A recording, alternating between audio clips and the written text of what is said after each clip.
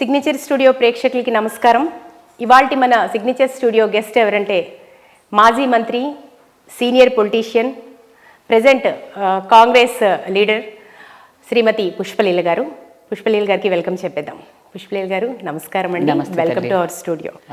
మీరు ఏదైనా సరే డైనమిక్గా మాట్లాడతారు, ముక్కుసూటిగా మాట్లాడతారు, చాలా స్పష్టంగా ఉంటుంది మీరు ఏం చెప్పినా కూడా. నిజానికి మహిళా సాధికారతకి మీరు నిలువుటద్దం, నిండైన అర్థం. ఏమంటారు, మీ విజయాలని మీరు ఎలా చూస్తారు? అంటే సూటిగా మాట్లాడడం అనేది ఈ రాజకీయాల్లో ఉన్న వాళ్ళకి సరిపడదు యాక్చువల్గా. అంటే రాజకీయాలంటే మోసము, చీటింగు, అబద్ధాలు, నటించడం ఎవరైతే ఉంటారో వాళ్ళకి చాలా బాగుంటుంది. కానీ మనకు అవన్నీ తెలియదు. మనం ఏం చెప్పినా మనకు చెప్పాలనుకుంది చెప్పేయడం. అంటే నా కోణం ఎలాంటిదంటే, రాజకీయంలో ఉన్నాం కదా అని ఒక పార్టీ లెవెల్లోనో లేకపోతే వాళ్ళ పార్టీని కాపాడడం కోసం నేను పనిచేయలేదు నా కెరియర్లో.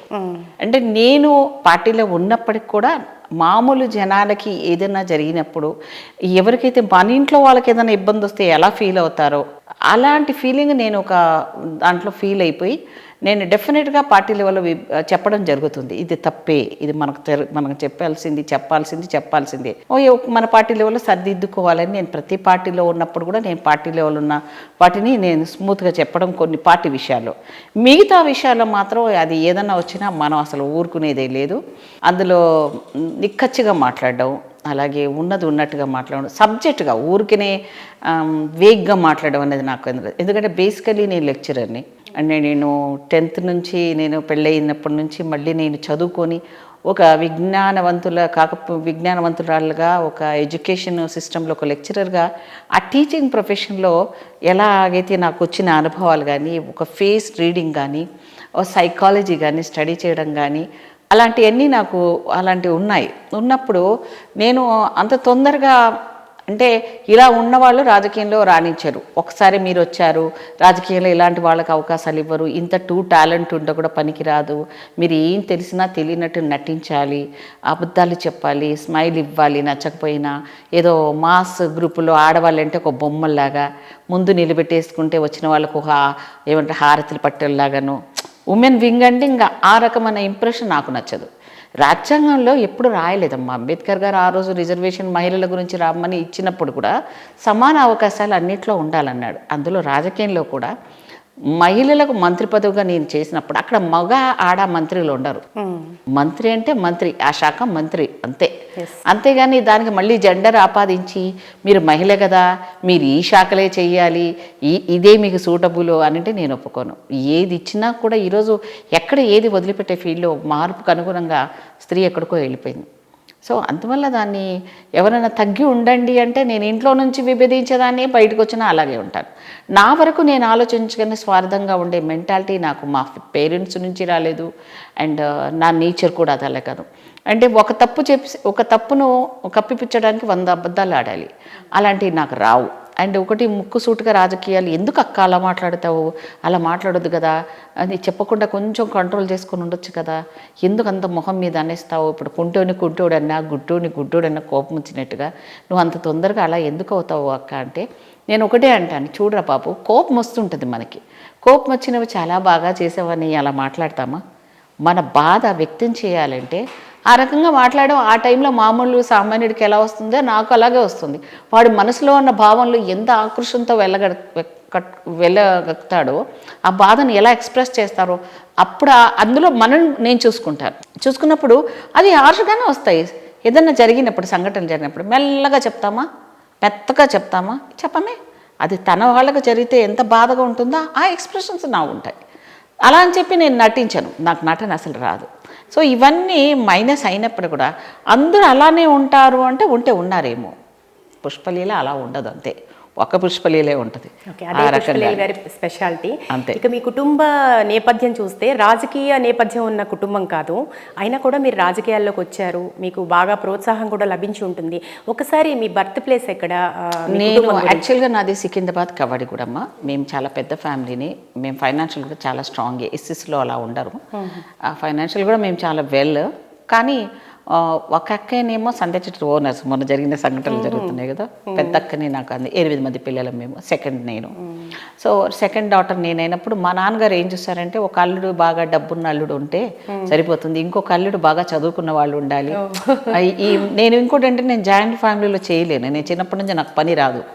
నేను ఎలా అంటే టచ్ మీ నట్టు అంటే చెప్పడమే తప్ప మనకు చేయడం చేతగా. నాన్నగారితో చాలా చనువుగా, నాన్నగారు ఒక కొడుకులాగా పెంచారు నన్ను. మా నాన్న, ఆయన పేరు మల్లేశం గారు, కవ్వాడిగూడలో ఫేమస్ ఆయన పేరు. మా తాతగారు అలాగే ఫేమస్, నాన్నగారు. అయితే ఇప్పుడు కూడా నన్ను ఆడపిల్లలుగా నన్ను పెంచలేదు, నేను పెరగలేదు కూడా. నాకు ఆడవాళ్ళతో సాంగత్యం చాలా తక్కువ. నాకు ఫ్రెండ్స్ కూడా టిప్స్ మీద ఉంటారు ఇప్పటికి కూడా. ఈ పాలిటిక్స్లో కూడా ఎవరిని వెంటేసుకొని ఈమె నాకు క్లోజు అనేవాళ్ళు ఎవరూ లేరు.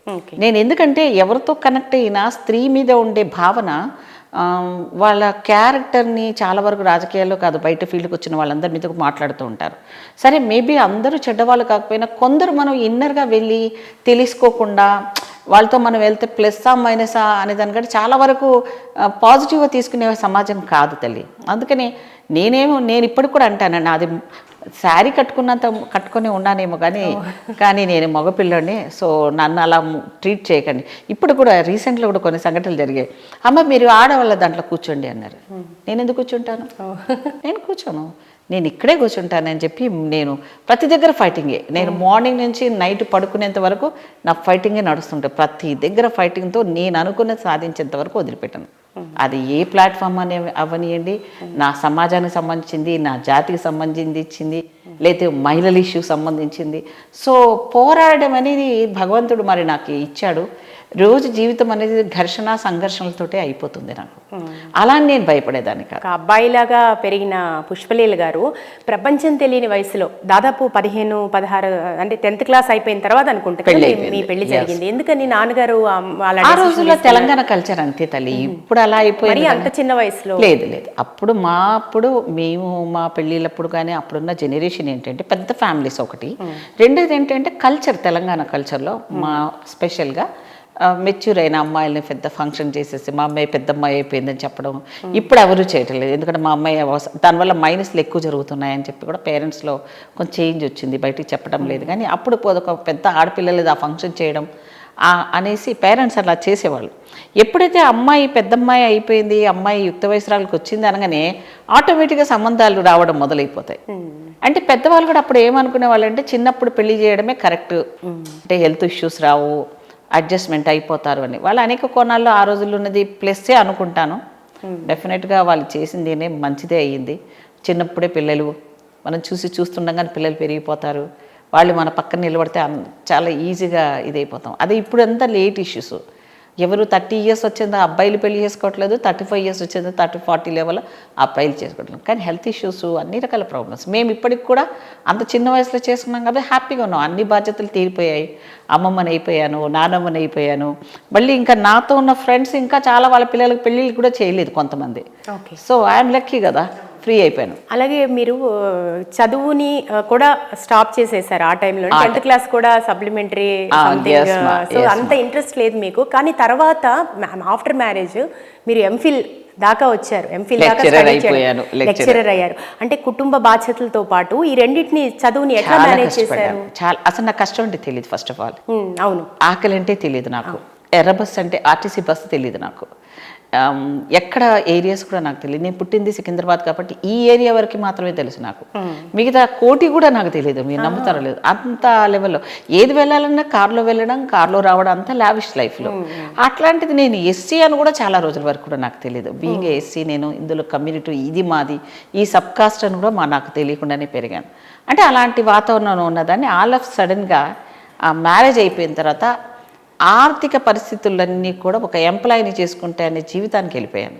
అంటే ఒక బిజినెస్ మ్యాన్ కూతురుగా ఇన్ని డబ్బులు నేను లావిష్గా ఖర్చు పెట్టి రోజుకు ఎంతన్నా ఖర్చు పెట్టడచ్చు అనమాట. ఏది కావాలంటే అది నా లైఫ్లో నుంచి ఆ లిమిటెడ్ బడ్జెట్లో అందులోనే సర్దుకుపోవాలి, అందులోనే పిల్లలు చూసుకోవాలి, అందులోనే గెస్ట్ చూసుకోవాలి, మళ్ళీ అప్పు లేకుండా బతకాలి, అంటే వేరే వాళ్ళని అడగకుండా బతకాలి. అలాంటి మెంటాలిటీ నాకు ఆటోమేటిక్గా కాలం నేర్పించింది, పరిస్థితులు నేర్పించాయి. అలానే నేను భయపడలేదమ్మా. దేవుడు మరి ఎందుకు అలా నాకు ఇచ్చాడో తెలియదు. కానీ ఆ తెలిసి తెలియని వయసులోనే పిల్లలు పుట్టేయడము, తర్వాత ఫ్యామిలీ ప్లానింగ్ అయిపోవడము, ఆ ఇద్దరు పిల్లలతో నేను చిన్న పిల్లలతో బొమ్మతో ఆడుకున్నట్టుగా ఉండడం, అలా అన్నీ అలా జరిగిపోయాయి. తర్వాత కష్టాలు అనేవి చూస్తూ ఉన్నాను. ఒక కష్టం వస్తే ఒకటి కదా బాధపడతాను. రోజు కష్టాలే, స్టిల్ ఇప్పుడు కూడా కష్టాలే. అది ఎలా అలవాటు అయిపోయిందంటే కష్టం లేకపోతే నేను ఉండలేమో అనిపించింది. అండ్ దేవుణ్ణి అందరూ సుఖం కావాలని కోరుకుంటారు, కానీ నేను మొక్కుకోను. నాకు ఏమొద్దు, నాకు సుఖం అనేది వద్దు. నేను సామాన్య లైఫ్లో ఉండాలి, కానీ నాకు ధైర్యం ఇవ్వు అంతే. ఆ ధైర్యము, మనోధైర్యాన్ని ఎప్పుడు నన్ను వెనక్కి తీసుకోకు. అండ్ నేను ఓడిపోతే నువ్వు ఓడిపోయినట్టు దేవుడితోనే ఛాలెంజ్ చేసుకుంటాను. చాలా గొప్పది, చాలా చక్కగా చెప్పారు. అంతే, నేను ఓడిపోవడం అనేది ఎప్పుడు సహించను, నేను ఒప్పుకోను కూడా. అలాంటి మెంటాలిటీ జనరల్గా మగవాళ్ళు యాక్సెప్ట్ చేసే సమాజం కాకపోయినా అదేంటి అని ప్రతి వాళ్ళు నన్ను ఇలా చూస్తారు. మేబీ వాళ్ళకు కులం ఉండొచ్చు, డబ్బు ఉండొచ్చు, వాళ్ళ ఇంపార్టెన్స్లో వాళ్ళే గొప్ప అనుకుంటొచ్చు. నా దృష్టిలో వాళ్ళు కారు అనిపిస్తుంది. ఎవరైతే లీడర్గా నన్ను ఎవరు ప్రమోట్ చేయలేదు, నేను బార్న్ లీడర్ని. సో నేను వెళ్ళాను అంటే నేను ఒక ప్లేస్లో నేను 10 మందిని తీసుకొని కాళ్ళలో వెళ్ళను, జనాలు మొబిలైజ్ చేసి మీటింగ్స్ వెళ్ళను. నేను ఎక్కడికి వెళ్తానో అక్కడ వెళ్ళిన దగ్గర నా మైక్, చిన్న మైక్ కానీ ఏదైనా పట్టుకొని నేను అక్కడున్న కనీసం ఒక సంత దగ్గర నిలబడి కూడా ఒక చిన్న మైక్ పట్టుకొని నేను మాట్లాడితే ఒక 200 మంది విన్నారనుకోండి, అందులో నుంచి కనీసం ఒక 50% మహిళలు, మగవాళ్ళు అట్రాక్ట్ అయిపోతారు. ఆటోమేటిక్గా నన్ను మళ్ళీ వచ్చి కార్ వరకు కూడా సెండప్ చేసిన సందర్భాలు ఉంటాయి. ఎందుకు వస్తారు వాళ్ళు? సో వాళ్ళ డే టు డే ప్రాబ్లమ్స్ నాకు ఒక సామాన్య స్త్రీగా తెలుసు. ఈరోజు ఉప్పులు, పప్పులు, కూరగాయలు ధరల దగ్గర నుంచి ప్రతిదీ. అంతేకాదు, ఈరోజు నేను కార్లో కూర్చున్నాను అంటే నాకెవరు ఉండరు. ఇప్పుడున్న రాజకీయ నాయకురాలు అందరినీ చూడండి, సోకాళ్ళు పేర్లు చెప్పను కానీ, అంత డబ్బులుండి హస్బెండ్స్ అంతా చూసి ఫ్యామిలీ అంతా రెడీగా చేస్తే వచ్చి కార్లో కూర్చొని శుభ్రంగా కూర్చొని హ్యాపీగా, ఆ టెన్షన్ ఏమి ఉండదు. ఎక్కడికైనా వెళ్తున్నారంటే అన్ని అరేంజ్మెంట్స్ అంత ఫ్యామిలీ చూసేస్తారు. మేబీ వాళ్ళ బ్యాక్గ్రౌండ్స్, వాళ్ళ క్యాస్ట్ ఈక్వేషన్స్, వాళ్ళ అన్ని రకాలుగా ప్లస్ ఉంటాయి కాబట్టి వాళ్ళకి. నాకెవరు ఉండరు, నేనే అన్నీ చూసుకుంటాను. ఈవెన్ దో కార్ రిపేర్ కూడా వచ్చిందంటే నేను దగ్గరుండి ఆ కార్ దగ్గర కూర్చొని ఆ పార్ట్ రిపేర్ చేయించుకోవడం అన్నది కూడా నేనే చేస్తాను. అంటే నాకు ఇంట్రెస్ట్ కూడా, మాకు కూడా మా నాన్నగారికి ట్రాన్స్పోర్ట్ బిజినెస్లో అవన్నీ ఉండేది కదా, నాకు ఇంట్రెస్ట్ ఆ ఫీల్డ్. అంటే ఆ మెకానిక్, ఇప్పుడు ఈ ఫీల్డ్ ఇది మాకు పిల్లలే చేయాలనేది కాదు. నాకు యూనిక్గా ప్రతిదాని ఎంటర్ అయ్యి దాని గురించి తెలుసుకుంటాను, అది ఎంజాయ్ చేస్తాను నేను. సో కార్లో కూర్చోవడం కాదు, కార్ ఒకవేళ ఆగిపోతే ఈ డ్రైవర్ల మీద డిపెండ్ అవ్వకుండా మినిమం నాలెడ్జ్ కూడా ఉండాలి అనే దాంట్లో నేను ఉంటాను. వాళ్ళు డ్రైవర్లు టెన్షన్ పెట్టే పదరా అంటాను. అట్లా అంటే ఏదైనా కూడా అర్ధరాత్రి అపరాత్రి అని లేకుండా 24/7 నేను ఒక్కదాన్ని వెళ్తాను. పర్ఫెక్ట్ డ్రైవర్ నడిపించగలిగితే చాలు. ఆ భయం అనేది మన డిక్షనరీలో భగవంతుడు పెట్టలేదు, మా పేరెంట్ నుంచి నాకు రాలేదు. అండ్ ఆడపిల్లని ఎవరన్నా చులకనగా మాట్లాడంటే అయిపోయాడు అంతే. వాళ్ళు ఎవరన్నా అవ్వనండి, ఎంత పెద్దోళ్ళని అవ్వనండి, వాడు మనని తక్కువ చేసి మాట్లాడడం కానీ, లేకపోతే మన ఆత్మాభిమానానికి ఏదన్నా ఇదిగా చేసి మాట్లాడడం కానీ ఉన్నాడంటే ఇంకా నేను అసలు బేర్ చేయను. అది ఏదైతే నేను ఎవరికేం బాకీ లేను, ఎవరితో ₹1 తీసుకోలేదు. నేను నిజాయితీకి మారిపేరులాగా మా పేరెంట్స్ నుంచి వచ్చింది నేను నేర్చుకున్నాను. కర్మ సిద్ధాంతాన్ని నమ్ముతాను. ఈరోజు నువ్వు కళ్ళు మూసుకొని నిన్ను తప్పు చేసినా రేపొద్దు దాని అకౌంట్ నీ జన్మలో ఉంటుందని నా పేరెంట్స్ నుంచి నేర్చుకున్నాను. ఒక బ్రాహ్మణ అయినంత మాత్రాన శాస్త్రాలు చదివినాడు వాడు బాపనోడు అవ్వనవసరం లేదు. వాడు చదివినంత మాత్రాన వాడు ఒక బుద్ధి బాగుందని కూడా మనం చెప్పలేము. అదే ఫుడ్ విషయంలో కూడా మాంసం తిన వాళ్ళంతా కిరాతకులు ఉంటారు, వెజిటేరియన్స్ అంతా సాఫ్ట్ కారం ఉన్నాడు అంటే అవన్నీ తప్పు ఆలోచనలు. అది మనస్తత్వాలు డిఫరెంట్, క్రిమినాలిటీ డిఫరెంట్. సో ఏది ఉన్నా కూడా ఒక సమాజంలో మనం బయటికి వెళ్ళాలి అంటే ఒక్కటికి కాదు 100 ప్రాబ్లమ్స్ వస్తాయి నీకు. ఇంట్లో నుంచి ప్రాబ్లం వస్తుంది, ఒక స్త్రీ బయటికి వెళ్ళాలంటే మళ్ళీ బంధువుల నుంచి ప్రాబ్లమ్స్ వస్తాయి, అండ్ పిల్లలతో ప్రాబ్లమ్స్ వస్తాయి. మనకి పిల్లల్ని పర్సనల్గా ఇప్పుడు ఇక్కడ ఉన్నావు అనుకో, నీ పిల్ల ఏం చేస్తుందని నీ బాధ ఉంటుంది. అదే మగవాడు కథను ఉండదు, షర్ట్ వేసుకొని బయటికి వెళ్ళిపోయాడంటే ఇంకా వాడు వదిలేస్తాడు పెళ్ళాం మీద. అంటే అలాంటి సిచ్యువేషన్ ఒక మదర్గా, ఒక చెల్లిగా, ఒక అక్కగా, మనం ఏ రిలేషన్స్ ఉన్నా వాటిని అన్ని కూడా సంపూర్ణంగా చేస్తూనే కూడా ఒక స్త్రీ అవధానం అంటారు కదా, శతావధానాలు, అష్టావధానాలు, అవి ఏ క్యారెక్టర్స్ ఉన్నాయో ఒక స్త్రీని అమ్మవారితో ఎందుకు పోలిస్తారు? అన్ని చేతులు పెడతారు. ఒక స్త్రీని ఒకే టైంలో 10 పనులు చేయగలదు, కానీ ఒక మగవాడు ఒక పని మాత్రమే చేయగలరు. అది ఆ శక్తి భగవంతుడు సృష్టిలోనే ఇచ్చాడు. మనకెందుకు లోపం? అసలు మనలో ఉన్న టాలెంట్ మనకే తెలియదు. అందువల్ల స్త్రీ ఎప్పుడు తక్కువ అంచనా వేసుకోకూడదు అంటారు. ఆ రోజు మనకి ఎంతో చరిత్రలో చదివినా హిస్టరీలు చదివినా వాళ్ళ లైఫ్ హిస్టరీ చేసిన ఒక ఝాన్సీ ఉంది ఏంటి, ఒక ఇందిరాగాంధీ గారు ఉన్నారేంటి, ఒక సుష్మా స్వరాజ్ గారు ఎందుకున్నారు, వాళ్ళలో ఉన్నది మనలో కూడా ఉంది.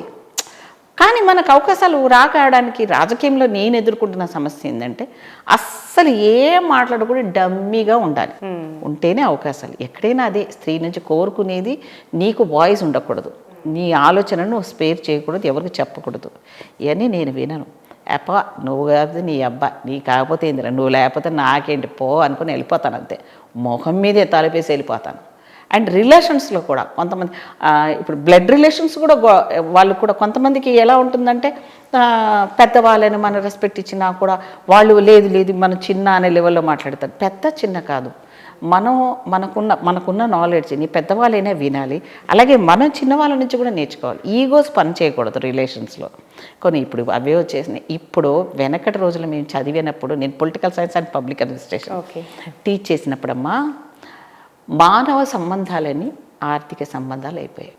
అంటే ఆర్థికంగా నువ్వు ఉంటేనే నీకు వాడు మాట్లాడడంలో కానీ, నువ్వు రిసీవ్ చేసుకోవడంలో కానీ, చూపించడం కానీ, ఇంట్లో వాళ్ళ దగ్గర నుంచి బయట వాళ్ళ వరకు ఆ రిసీవింగ్లోనే తేడా కనపడిపోతుంది. అంటే డబ్బే క్రైటీరియా అయిపోయింది. నేనేమంటాను, డబ్బు కాదు. ఒకవేళ డబ్బే అనుకుంటే మరి ఈ మొన్న కరోనాలో చనిపోయారు, ఎంతమంది చచ్చిపోయారమ్మా? వాళ్ళకి డబ్బు లేదా? మరి ఎందుకు చచ్చిపోయారు? డబ్బుతో ఏదైనా కొనుక్కోవచ్చు కదా. అంటే ఏవి కొన్ని మాత్రమే డబ్బుతో అవుతాయి, 50% మాత్రం మంచి మాటతో, మంచిగా మనం తీసుకునే రిసీవింగ్తో, మన జనాలలోకి వెళ్ళి మన ఒక అమ్మతత్వాన్ని దేవుడు మనకిచ్చాడు కాబట్టి ఏది చూసినా వెంటనే రెస్పాండ్ అవుతాం మనం. మగవాడు కొంత కఠినంగా ఉంటాడు. అలాగే ఇప్పుడున్న స్వార్థమైన దాంట్లో పుష్పలీల లాంటి వాళ్ళు చాలా అరుదుగా ఉంటారు. ఎందుకంటే రోడ్డు మీద ఒక మనిషి చచ్చిపోతే వీడియోస్ తీసుకొని ఎంజాయ్ చేస్తున్నారు తప్ప వాళ్ళని తీసుకొని హాస్పిటల్కి వెళ్ళాలన్న ఇంకిత జ్ఞానం కూడా లేకుండా అయిపోయారు. ఒక జంతువుకి ఏదైనా దెబ్బ తగిలినా ఏదైనా అయినా మీరు చూడండి, కోతికి కానీ అవి అక్కడే ఉంటాయి. అవి కాకి దగ్గర నుంచి మీరు కోతి వరకమ్మా ఎట్లా తెలుసా, అవి ఎంత ముందే ఉంటాయి, యూనిటీగా ఉంటాయి. ఒక మనిషికి ఈరోజు వాల్యూ లేదమ్మా, మానవత్వం చచ్చిపోయింది. ఈ కులాల పిచ్చి గజ్జిలేసిపోయింది అందరికీ. సమాజం అనేది, రాజకీయాలన్నీ కూడా కులాల బేస్లో నడుస్తున్నాయి. మీడియాలో కులాలే, సమాజంలో కులాలే. ఒక మనిషి వెనకాల ఆ తోక లేకపోతే వాళ్ళు బతకలేరేమో, కానీ అసలు కులం అనేది తీసేస్తే ఎంతమంది చచ్చిపోతారో నాకు తెలిసి చాలామంది అవుట్ అయిపోతారు. రాజకీయంలో కాదు, ఎక్కడి నుంచి కూడా అవుట్ అయిపోతారు. ఎందుకంటే అది లేకపోతే వాడికి ఏవి లేకపోయినా వాడు నేను రెడ్డో లేకపోతే ఇట్లా, నేను ఎంత డైరెక్ట్గా ఎందుకు చెప్తున్నానంటే ఆ నేమ్ పెట్టుకోవడం వల్ల వాళ్ళకి వచ్చే ఐడెంటిటీని వాళ్ళు ఇంపార్టెన్స్ ఇచ్చుకుంటున్నారు తప్ప అలా అని అందరూ ఉంటారు. మళ్ళీ కొంత మంచి వాళ్ళు కూడా ఉన్నారు సమాజంలో. అలా అని కులాన్ని పక్కన పెట్టేసిన వాళ్ళు, అభ్యుదయ భావాలు ఉన్నవాళ్ళు, బ్రాహ్మిన్స్ ఉన్నారు, రెడ్డీస్ ఉన్నారు. ఆ రోజు నక్సలైట్ వ్యవస్థలో పనిచేసిన వాళ్ళు కూడా చాలా సమాజం పట్ల అవగాహన ఉండే వాళ్ళు అందులోకి వెళ్ళారు. సో ఇట్లా సమాజాన్ని పూర్తిగా చదివి తమ జీవితంలో ఏమి అవసరం లేని సాక్రిఫైస్ చేసేవాళ్ళు అడవిలో ఉండనవసరం లేదమ్మా. ఒక నక్సలైట్లే అవసరం లేదు, అవ్వాలనే అవసరం కూడా లేదు. మనకు తోచింది మనం చేయడం నేర్చుకుంటే చాలు. మీరు ఒకసారి చూస్తే నాకు ఆశ్చర్యం అనిపిస్తుంది. ఏదైనా సంఘటన జరిగినప్పుడు నాకెందుకు జరిగింది, మాకెవరు లేరా అని అరుస్తూ ఉంటారు. నవ్వు వస్తుంది నాకు. అసలు నువ్వు నీ పక్కన వాళ్ళకో ఎదురు వాళ్ళకో నువ్వు ఎవరికైనా వచ్చినప్పుడు, ఏదైనా సమస్య వచ్చినప్పుడు నువ్వు వెళ్ళి పరామర్శించావా, కనీసం సాయం చేయకపోయినా పక్కన నిలబడ్డావా, మారల్ సపోర్ట్ ఇచ్చావా? అలాంటి వాళ్ళకి ఏదైనా వచ్చినప్పుడు ఇరుగు పొరుగు మాట్లాడతారు, మనకి అయ్యో అప్పుడు మనకు ఆపద ఉన్నప్పుడు కనిపించారంటారు. ఇప్పుడు అలాంటిది ఏం లేదు. వాళ్ళకి జరిగినప్పుడు దానికి తోడు ఈ ఛాలెంజ్ అయిపోయాయి. ఎవరిదన్నా సరే వెళ్ళిపోవడం, టీఆర్పీలు పెంచడం, అది మంచా చెడ. అలానే మీడియా అందరూ చెడ్డవాళ్ళు లేరు. కొంతమంది వాళ్ళు ఇబ్బంది పడుతున్నారు. మొన్న లేటెస్ట్ సబ్జెక్టులు వాళ్ళు ఇబ్బంది కూడా పడుతున్నారు, వీళ్ళనే ఇబ్బంది పెడుతున్నారు. సో ఎంతవరకు ఉండాలనేది ఒక కంట్రోలింగ్ వ్యవస్థ లేకుండా పోయింది. పుష్పలీల గారితో ఈ కాసేపు మాట్లాడేసరికి చాలా మీలో ఉన్న చాలా కోణాలు తెలుసుకున్నాము. ఎందుకంటే ఒక ఫిలసాఫికల్ గా మాట్లాడారు, సామాజిక స్పృహతో మాట్లాడారు, సామాజిక బాధ్యతతో మాట్లాడారు. నిజంగా సమాజం చాలా మారాల్సిన అవసరం ఉంది. మీరు చెప్పిన యాక్సిడెంట్ ఎగ్జాంపుల్ కావచ్చు, ఇరుగు పొరుగుతో ఉండే మానవ సంబంధాలు కావచ్చు. అయితే మీ రాజకీయ అరంగేట్రం గురించి ఒకసారి చూస్తే చాలా చారిత్రాత్మక విజయంతో, అంటే కమ్యూనిస్టుల కోటలో బాగా వేశారు. అసలు ఎట్లా సాధ్యమైందండి? ఎట్లా? యాక్చువల్గా నేను చాలా మందికి నేను చెప్పాను తల్లి, యాక్చువల్గా నాకు పుట్టినప్పుడే ఒక పువ్వు పరిమళిస్తారో అంటారు కదా, మా నాన్నగారు మా అమ్మ పెట్టిన పేరు కూడా నాకు పుష్పలీల. పుష్పలత ఉంటుంది అందరికి, కానీ పుష్పలీల పెట్టారు. అంటే చిన్నప్పటి నుంచే నాకు లీడర్ క్వాలిటీస్ ఉన్నాయి. ఆ క్వాలిటీస్ ఈ పెళ్ళి పిల్లలు అన్నప్పుడు కొన్ని అవి అంటే అందులో ఒత్తిడికి ఉండాల్సి వచ్చేసింది. ఫ్యామిలీ కోసం తగ్గించుకొని సామాన్య స్త్రీలాగా చేయాల్సిన పరిస్థితులు వచ్చేసాయి నాకు. ఇంత డేరింగ్ ఈ స్టెప్ మా వారు చాలా సాత్వికం.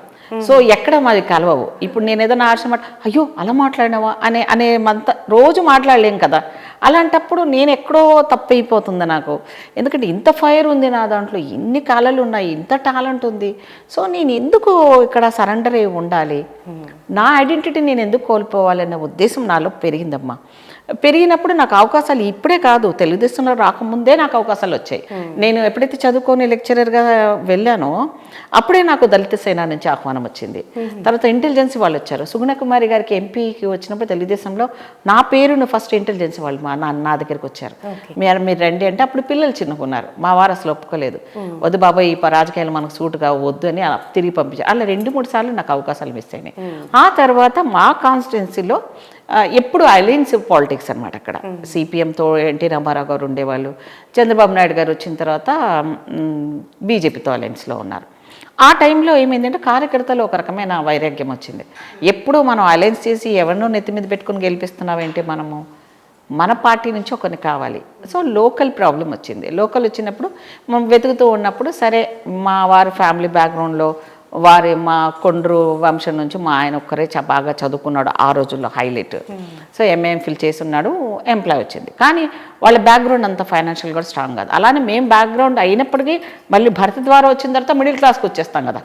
అమ్మగారి ఇంటికి ఉన్నప్పుడు ఆ లావిష్ వేరు, ఒక మిడిల్ క్లాస్ వైఫ్ అయిన తర్వాత ఈ పద్ధతి వేరు. సో అలా నేను లెక్చరర్లా జాబ్లో వచ్చి ఎయిడెడ్ కాలేజ్ లెక్చరర్గా నేను పనిచేస్తున్నప్పుడు ఇక రాజకీయాల్లో నేను వెళ్ళాలనే అవకాశాలు నాకు వచ్చినప్పటికి కూడా ఎవరు నాతో మాట్లాడినా అబ్బో ఈ అమ్మాయిలు ఏం టాలెంట్, ఏం ఫైర్ ఉంది, ఏం డేరింగ్ ఉందన్న అని ప్రతి వాళ్ళు నన్ను చెప్పడం, మా వారు కొంచెం అమ్మో ఇది ఇక్కడి వరకే ఉండాలి, పిల్లలకు మళ్ళీ ఇబ్బంది అయిపోతాయి, నాకు ఇబ్బంది అయిపోద్ది. ఆయన ఏంటంటే చాలా ఒక పొద్దున్నే లేవంగానే ఉద్యోగము అంత తప్ప ఇంకా వేరే ఏమీ లేదు. ఇంటికి ఎప్పుడు 5:30 అయిపోతే ఇంటికి రావాలి అంతే. ఫ్రెండ్స్ కూడా తక్కువే. ఇంకా వచ్చిందనంటే 3 times వేడి అన్నం నా భార్య వండి పెట్టాలి, నేను తినాలి. ఇదే సబ్జెక్ట్ తప్ప వేరే ఏమీ లేదు.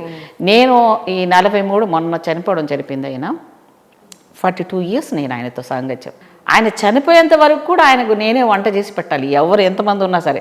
మీ మమ్మీ వండితేనే తింటానమ్మా అనే పరిస్థితి. అంటే ఆ ఫ్యామిలీలో నలుగురమే, నేను, మా పాప, బాబు, మా వారు, అంతే. ఈ నలుగురమే మాకు బాండింగ్. మాకు పెద్దగా రిలేషన్స్ ఇంటికి వెళ్ళడం కానీ, మేము ఒక హోటల్కి వెళ్ళడం కానీ, ఒక టూరిస్ట్ ప్లేస్లకు వెళ్ళడం కానీ మాకు అసలు తెలీదు. మా వారు తీసుకుని వెళ్ళేవాడు కాదు. మా పిల్లలు పాపం అడగలేకుండా వాళ్ళు అడ్జస్ట్ అయిపోయారు. పిల్లలు ఇద్దరు, కొడుకు కూతురు. ఆ తర్వాత నా పరిస్థితి కూడా ఇంకా మనం ఎందుకు లేని దీని గురించి ఎందుకు వెళ్ళాలని, ఒకవేళ నేను అంత ప్రపంచాన్ని చూసి మా నాన్నతో అంత లావేసి చూసిన దాన్ని కూడా సర్దిపోవాల్సిన పరిస్థితి వచ్చేసింది. సో ఈ రాజకీయాల్లో నేను నాకు ఎక్కడో ఉంది, నా లీడర్షిప్ ఎక్కడో ఉంది అని. సరే మామూలుగా నేను స్టోరీ చెప్పట్లేదు, రియల్గా నా లైఫ్లో జరిగినాయి ఒక సంఘటన. అది నేను మర్చిపోలేను. అది దేవుడు ఎక్కడో ఉన్నాడు అంటాడు, నమ్ముతాను. నేను లెక్చరర్గా ఏదైతే ఓపెన్ యూనివర్సిటీ చేశానో వికారాబాద్లో ఉన్నప్పుడు పిల్లల్ని చదివించుకుంటూ ఓపెన్ యూనివర్సిటీ ఎంట్రన్స్ రాశాను. 3 years ఓపెన్ యూనివర్సిటీ చేశాను. తర్వాత ఓపెన్ యూనివర్సిటీ చేసిన తర్వాత హైదరాబాద్కి వచ్చాము. పిల్లల్ని ఇక్కడ సుజాత స్కూల్లో చదివించాలి. నేను మా వారితో అడిగాను, నేను ఇంకా చదువుకుంటానంటే, ఎలా చదువుతావు, అది రెగ్యులర్ కాలేజ్ నీకు రాదు అన్నాడు.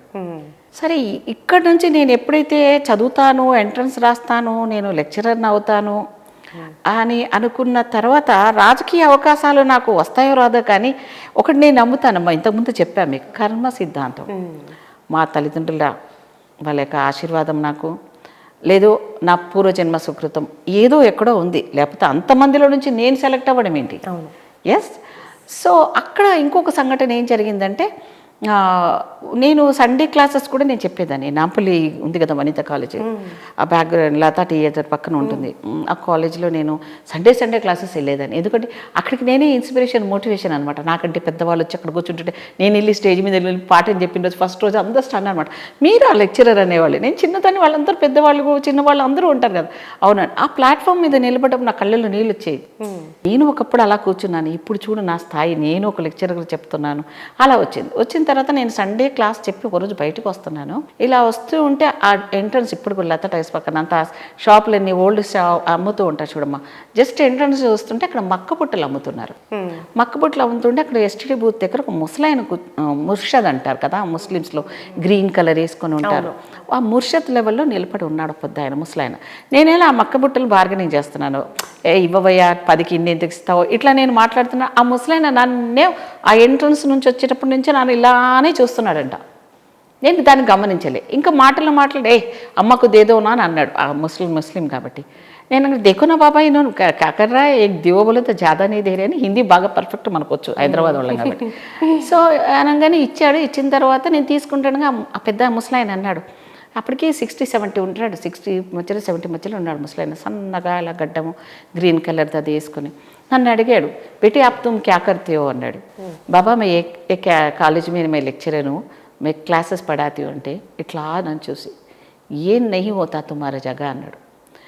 అంటే क्यों बाबा అంటే नहीं बेटा तुम आ रहे तो तुम्हारा देखे तो कोई ऐसा ब्राइटनिंग मेरे पीछे आपको आपका चेहरा देखने के बाद आप चलते आ रहे तो कुछ स्पेशली दिखा बेटा मेरे को, ऐसा गजब से दिखा मेरे को, ऐसे पीछे से कुछ ग्लो आया जैसा कुछ मेरा जैसा लाइटनिंग कुछ फीलिंग हुआ बेटा मैं मुर्शद हूँ मैं అని అన్నాడు. చలో బాబా అన్న. నై బేటా ఈ జగह नहीं होता तुम कहाँ रहते हो అది అన్నీ అడుగుతుంటే ఈ ముసలాడు ఏంట్రా బాబు. అవును, మనం జనరల్గా బిలీవ్ చేయం. ఎవడు నమ్ముతాము, ఏదో దేవుడు నమ్ముతాం కానీ ఇవన్నీ ఎవడు నమ్ముతాడు. మా పేరెంట్స్ మాకు నేర్పించారు. ఏంటి ముసలాడు ఏంటి సోది పెడుతున్నాడు అనుకుని నై బాబా అని ఈడు వదిలేటట్లేడని మేము ఇక్కడ ఉంటాము. మా వారి అప్పటికైనా నేను మా వారి నాంపల్లి బ్యాంకులో పనిచేస్తాడు అని చెప్పేయడం జరిగింది. ఆ రోజుల్లో ల్యాండ్ ఫోన్ కదా, ల్యాండ్ ఫోన్ నంబరు అడిగితే ఇచ్చేసాను కూడా అదేంటో అప్రయత్నంగా. ఇచ్చిన తర్వాత నేను గెస్ట్ చేయలేదమ్మా ముసలోడు వస్తాడని. ఎట్లా వెళ్ళాడు ఏమో మా వారి దగ్గరికి వెళ్ళిపోయాడు. వెళ్ళిపోయి वो जो तुम्हारा वाइफ है ना वो लेक्चरर का नहीं जी, उन्होंने बहुत बड़ी बनती है उनकी जगह वो नहीं है, बहुत बड़ा प्लेटफॉर्म में जाती है అన్నాడు. మా ఆయన నవ్వాడు. చలో బాబా క్యా ఉన్నాడు అడిజోబులో నుంచి ఏదో ఇచ్చాడు పొలం. కానీ ఆ ముసలోడు ఒప్పుకోవట్లేదంట. నైనే అన్నాడంట. అప్ప గారి ఎక్కడ అంటే మా ఆయన కూడా అప్రయత్నంగా చెప్పేశాడు. ముసలాయన వచ్చేసాడు ఇంటికి. వచ్చేసిన తర్వాత నై బెట్టి తుమ్మారా బయోడేటా దేవో ముझे आपका बायोडाटा मैं अपने कांग्रेस फुल నడుస్తుంది मैं लेके जाऊंगा आपका बायोडाटा देता आग बुझ के आपको आ जाएंगे बेटे बहुत बड़ी बात. ఆ ముసలోడు ఎలా చెప్పాడో నాకు తెలియదు. విత్ ఇన్ ద షార్ట్ పీరియడ్లో బై ఎలక్షన్ ఈ ఎలక్షన్స్లో వీళ్ళు ఇక్కడ నిర్ణయం తీసుకోవడం క్యాండిడేట్ గురించి మా వారి పేరుని తీసుకుని వెళ్ళడం. మా వారేమో దానికి లేదు ఈయనకి వేరే సోర్సెస్ లేవు, ఉద్యోగం తప్ప ఇంకా సోర్సెస్ లేదు, మరి ఈఎంఐ బ్యాక్గ్రౌండ్ ఏంది చూసుకున్నారు. చూసుకొని ఆ రోజు దేవేందర్ గౌడ్ గారు మా జిల్లా మంత్రి గారు, ఇదే మంచిరెడ్డి కిషన్ రెడ్డి గారు మా వారి బ్యాంకులో పాలక వర్గంలో ఉన్నాడు, మా ఆయన మేనేజరు లెవెల్లో. సో అప్పుడు లేదు ఈ అమ్మాయి అప్పటికి నేనేంటంటే ఎంఆర్పిఎస్లో ఎప్పుడైతే నేను లెక్చరర్గా హైదరాబాద్కి వచ్చేసానో నేను ఎంఆర్పిఎస్ కృష్ణమాదేవి గారు ఫస్ట్ మీటింగ్ రైల్వే నిలయంలో పెట్టారు. ఆ మీటింగ్ నేను నన్ను స్టేజ్ మీద పిలవడం లెక్చరర్గా కాబట్టి పిలిస్తే ఆ రోజు కూడా నేను మాట్లాడినప్పుడు కృష్ణన్న ఉండి అప్పుడు అన్నాడు, అమ్మ నువ్వు రావాలరా ఈ ఉద్యమంలో, చదువుకున్న వాళ్ళు కావాలి, నీలాంటి వాళ్ళు డైనమిక్ కావాలరా అని. అంటే ఎప్పటి నుంచో వింటున్నాం కదన్నా 2 సబ్జెక్టులు, ఒకటి తెలంగాణ ఒకటి ఏబిసిడి వర్గీకరణ. ఓకే నేను వస్తానులేనన్నాను. నాకున్న కొద్దిపాటి టైంలోనే ఉద్యమంలో పార్టిసిపేట్ చేయడము, లెక్చరర్ జాబ్ చేయడము, తర్వాత వాల్యుయేషన్కి వెళ్ళడము, స్క్వాడ్ డ్యూటీలు చేయడము, మళ్ళీ పిల్లల్ని చూసుకోవడము, ఇంటికి వచ్చి వాళ్ళకి ట్యూషన్లు చెప్పడము, అమ్మమ్మమ్మ నాకు నిమిషం ఖాళీ ఉండేది కాదు. సో అట్లా చేస్తున్నాను. ఎప్పుడు మిరాకిల్ జరిగినట్టు మా వారికి ఒక ఆయన డాక్టర్ బాలు అని ఉండేవాడు. ఆయన ఇక్కడ నీలోఫర్ చిన్నపిల్లల హాస్పిటల్ ఉంది కదా, నీలోఫర్ హాస్పిటల్, అందులో డాక్టర్ ఉండే ఆయన, చిన్నపిల్లల కార్డియాలజిస్ట్ ఉండే ఆయన. బీజేపీలో ఉన్నాడు అప్పటికి. వీళ్ళంతా మంచి క్లాస్లో ఫ్రెండ్స్, వీళ్ళంతా సబ్ కాస్ట్ వేరైనా చాలా క్లోజ్. ఇప్పుడంటే ఆ డిఫరెన్స్ వచ్చింది కానీ డాక్టర్ బాలు అప్పటికే బీజేపీలో ఉన్నాడు. రామదాస్ నువ్వు అట్లా ఎందుకు ఆమెను వదిలేస్తున్నావు, ఆ అమ్మాయిని మీ ఇంట్లో ఉంటే అమ్మాయి మీ 2 పిల్లలకు పనికి వస్తుంది, కానీ ఆ పిల్ల టాలెంట్ చాలా ఉంది మా చెల్లిది, నువ్వు ఎందుకు ఎంకరేజ్ చేయవండి, ఏ ఊరుకో అన్నా మనతో ఏడవుతుంది, నువ్వు బయోడేటా రాయిపోయి నేను చెప్తున్నా కదా అప్లై చేయను అన్నాడు. అప్పుడు నాకు నేను ఎప్పుడైతే ఓపెన్ యూనివర్సిటీ ఎగ్జామ్స్ రాసేటప్పుడు నా వెంకటయ్య గారు, సి వెంకటయ్య గారు అని, ఇప్పుడు ఓపెన్ యూనివర్సిటీ రిజిస్ట్రార్గా కూడా అయ్యి కూడా రిజిస్ట్రేషన్ ఆయన రిటైర్డ్ కూడా అయిపోయాడు. ఆయన మా చుట్టాల్లో వీళ్ళంతా దగ్గర అయినా కూడా మాకు రిలేషన్స్లో కంటే ఫ్రెండ్షిప్లోనే మేము చాలా క్లోజ్. సో ఆయన బయోడేటా అంతా ప్రిపేర్ చేసి మనం పార్టీ ఆఫీస్లో పంపించడం జరిగింది. 30 మంది లిస్టులో నుంచి ఎప్పుడైతే ఇబ్రాహీంపట్నంలో గెస్ట్ హౌస్లో మెయిన్ రోడ్ మీద ఉంటుంది కృష్ణమాదిగతో నేను మాట్లాడడం జరుగుతుంది. మేమిద్దరం గెస్ట్ లెక్చర్ ఇస్తున్నాం. సో ఇచ్చినప్పుడు నేను అప్పుడు చంద్రబాబు నాయుడు ఫస్ట్ చాలా భూమిలో ఉన్నాడు, సెకండ్ టైం అనమాట వచ్చాడు. అప్పుడు నేను ఇప్పుడు నాకేమిటి, నా కమ్యూనిటీ నాకు అంతవరకే ఆలోచిస్తున్నాను నేను. అంతవరకు ఉండి నేను చంద్రబాబు నాయుడు గారిని మీద అసలు మామూలుగా కాదు మాట్లాడాను.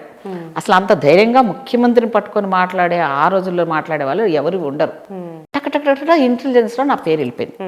వెళ్ళిపోగానే ఏంటి ఈ అమ్మాయి ముఖ్యమంత్రి తడుతుంది పిల్ల కమ్యూనిటీ పరంగా అని చెప్పేసి అది ఇంటెలిజెన్స్లో వెళ్ళిపోవడం. నెక్స్ట్ మా వారిని అనుకున్నాం కానీ వెంటనే దేవేంద్ర గౌడ్ని పిలిపించి నేను ఇంటెలిజెన్స్ నుంచి తెప్పించుకున్నాను ఈ అమ్మాయిని. ఈ అమ్మాయి చాలా డేరింగ్ ఉంది, ఆడపిల్లకి ఇస్తే మనకు అది నక్సల్స్ ఎఫెక్టెడ్ ఏరియా ఒకటి, మగవాళ్ళు అయితే చంపేస్తారు, అది చాలా కరడుగట్టిన కమ్యూనిస్ట్ కంచుకోట. సో అక్కడ ఈ అమ్మాయి అంటే నాకు బాగా అనుకుంటున్నాను, ఒకసారి ఈ అమ్మాయిని మాట్లాడి చూడండి అని చెప్పి దేవేంద్ర గౌడ్ని కిషన్ రెడ్డి గారిని ఇచ్చి మా వారిని దగ్గరికి కన్సల్ట్ చేయడం జరిగింది. మా వారు అప్పటికే వద్దు బాబు మాకు ఈ పాలిటిక్స్ కుదరదు అంటూనే కూడా అప్లికేషన్ వేసాం కదా. అందులో నుంచి 2 నేమ్స్ వచ్చాయి మాకు. ఆ 2 నేమ్స్లో నన్ను లాస్ట్ వరకు దేవుడు ఏదో ఉంది, నన్ను ఇంటర్వ్యూ చంద్రబాబు నాయుడు గారు పిలవడం, నేను వెళ్ళడం, ఆయన నాతో మాట్లాడుతుంటే అసలు నాకు భయం అనేది ఫస్ట్ నుంచి ముందే చెప్పాను కదా, లేదు గలగలగల మాట్లాడుతున్నాను. ఎందుకమ్మా నువ్వు ఈ పార్టీ ఎందుకు ఎన్నుకున్నావు, మా పార్టీలో నీకు ఇంటెలిజెన్స్ వాళ్ళు వచ్చారు, వేరే వాళ్ళు చాలాసార్లు వచ్చారు నాకు. ఎందుకు అంటే సార్ మీరు ఆడవాళ్ళ పక్షపాతి, మీరు ఆడవాళ్ళ డెవలప్మెంట్ కోసం అంటున్నారు, అప్పుడే మహిళా గ్రూపులు ఇవన్నీ కూడా చెప్తున్నారు కదా, నాకు అదే ఇంట్రెస్ట్ అయింది సార్. అంటే మరి ఎలా నేను అనుకుంటున్నాను, మరి 20 రోజులే ఉంది, అది చాలా స్ట్రాంగ్ బెల్ట్, అది నక్సలైట్ బెల్ట్, అది మరి నువ్వు చేయగలవా అంటే సార్ నా కోసం ఇవ్వండి సార్, నాకు అవకాశం ఇవ్వండి, తప్పకుండా నేను మీ పేరు నిలబెడతాను, కష్టపడతాను సార్. నాకు నా సమాజానికి, నా సమాజానికి పనికొస్తుంది, మహిళలకి పనికొస్తుంది, దేవుడిచ్చిన అవకాశంగా భావిస్తాను, నేను కష్టపడి రిజల్ట్ తెస్తాను సార్ అనగానే ఆల్ ది బెస్ట్ నవ్వి అంటూ మధ్యలో ఒక మాట అడిగాడు ఆయన. అవును అసలు ఇంతసేపు నేను ఎవరికి ఇంటర్వ్యూలో మాట్లాడాను, సరేమ్మా ఆల్ ది బెస్ట్ అని చెప్పి పంపించాను, కానీ నువ్వేంటమ్మా గలగలగలగా మాట్లాడిస్తున్నావు, అలా సమాధానాలు భయపడకుండా చెప్తున్నావు అని అన్నాడు డైరెక్ట్గా చంద్రబాబు నాయుడు గారు. అంటే సార్ నాకు అసలు భయం లేదు అన్న. ఇట్లాగే నాకు భయం లేదు సార్, చిన్నప్పటి నుంచి నాకు భయం లేదు కాబట్టి నేను ఏ తప్పు చేయను, నేను ఎవరికి భయపడను సార్, నాకు అసలు చిన్నప్పటి నుంచి నాకు లేదు సార్ అన్న. ఆయన నవ్వి ఓహో ఆల్ ది బెస్ట్ అని చెప్పి నన్ను బ్లెస్సింగ్స్ ఇచ్చి వెళ్ళమ్మా అన్నాడు. జరిగిపోయింది అలా జరిగింది. అంటే ఒక నేపథ్యంలో మా పేరెంట్స్ అనేది అది కర్మ సిద్ధాంతం అయినా, రెండోది ఆ పెద్ద అయిన ముసలైన చెప్పడం అనేది జస్ట్ 2 వీక్స్లోనే అయిపోయిందిరా. అప్లికేషన్ వెళ్ళడము, అట వేయడము, అది క్లిక్ అవ్వడము, ఆ ముసలోడు చెప్పినట్టుగా జరిగింది నమ్మకానికి.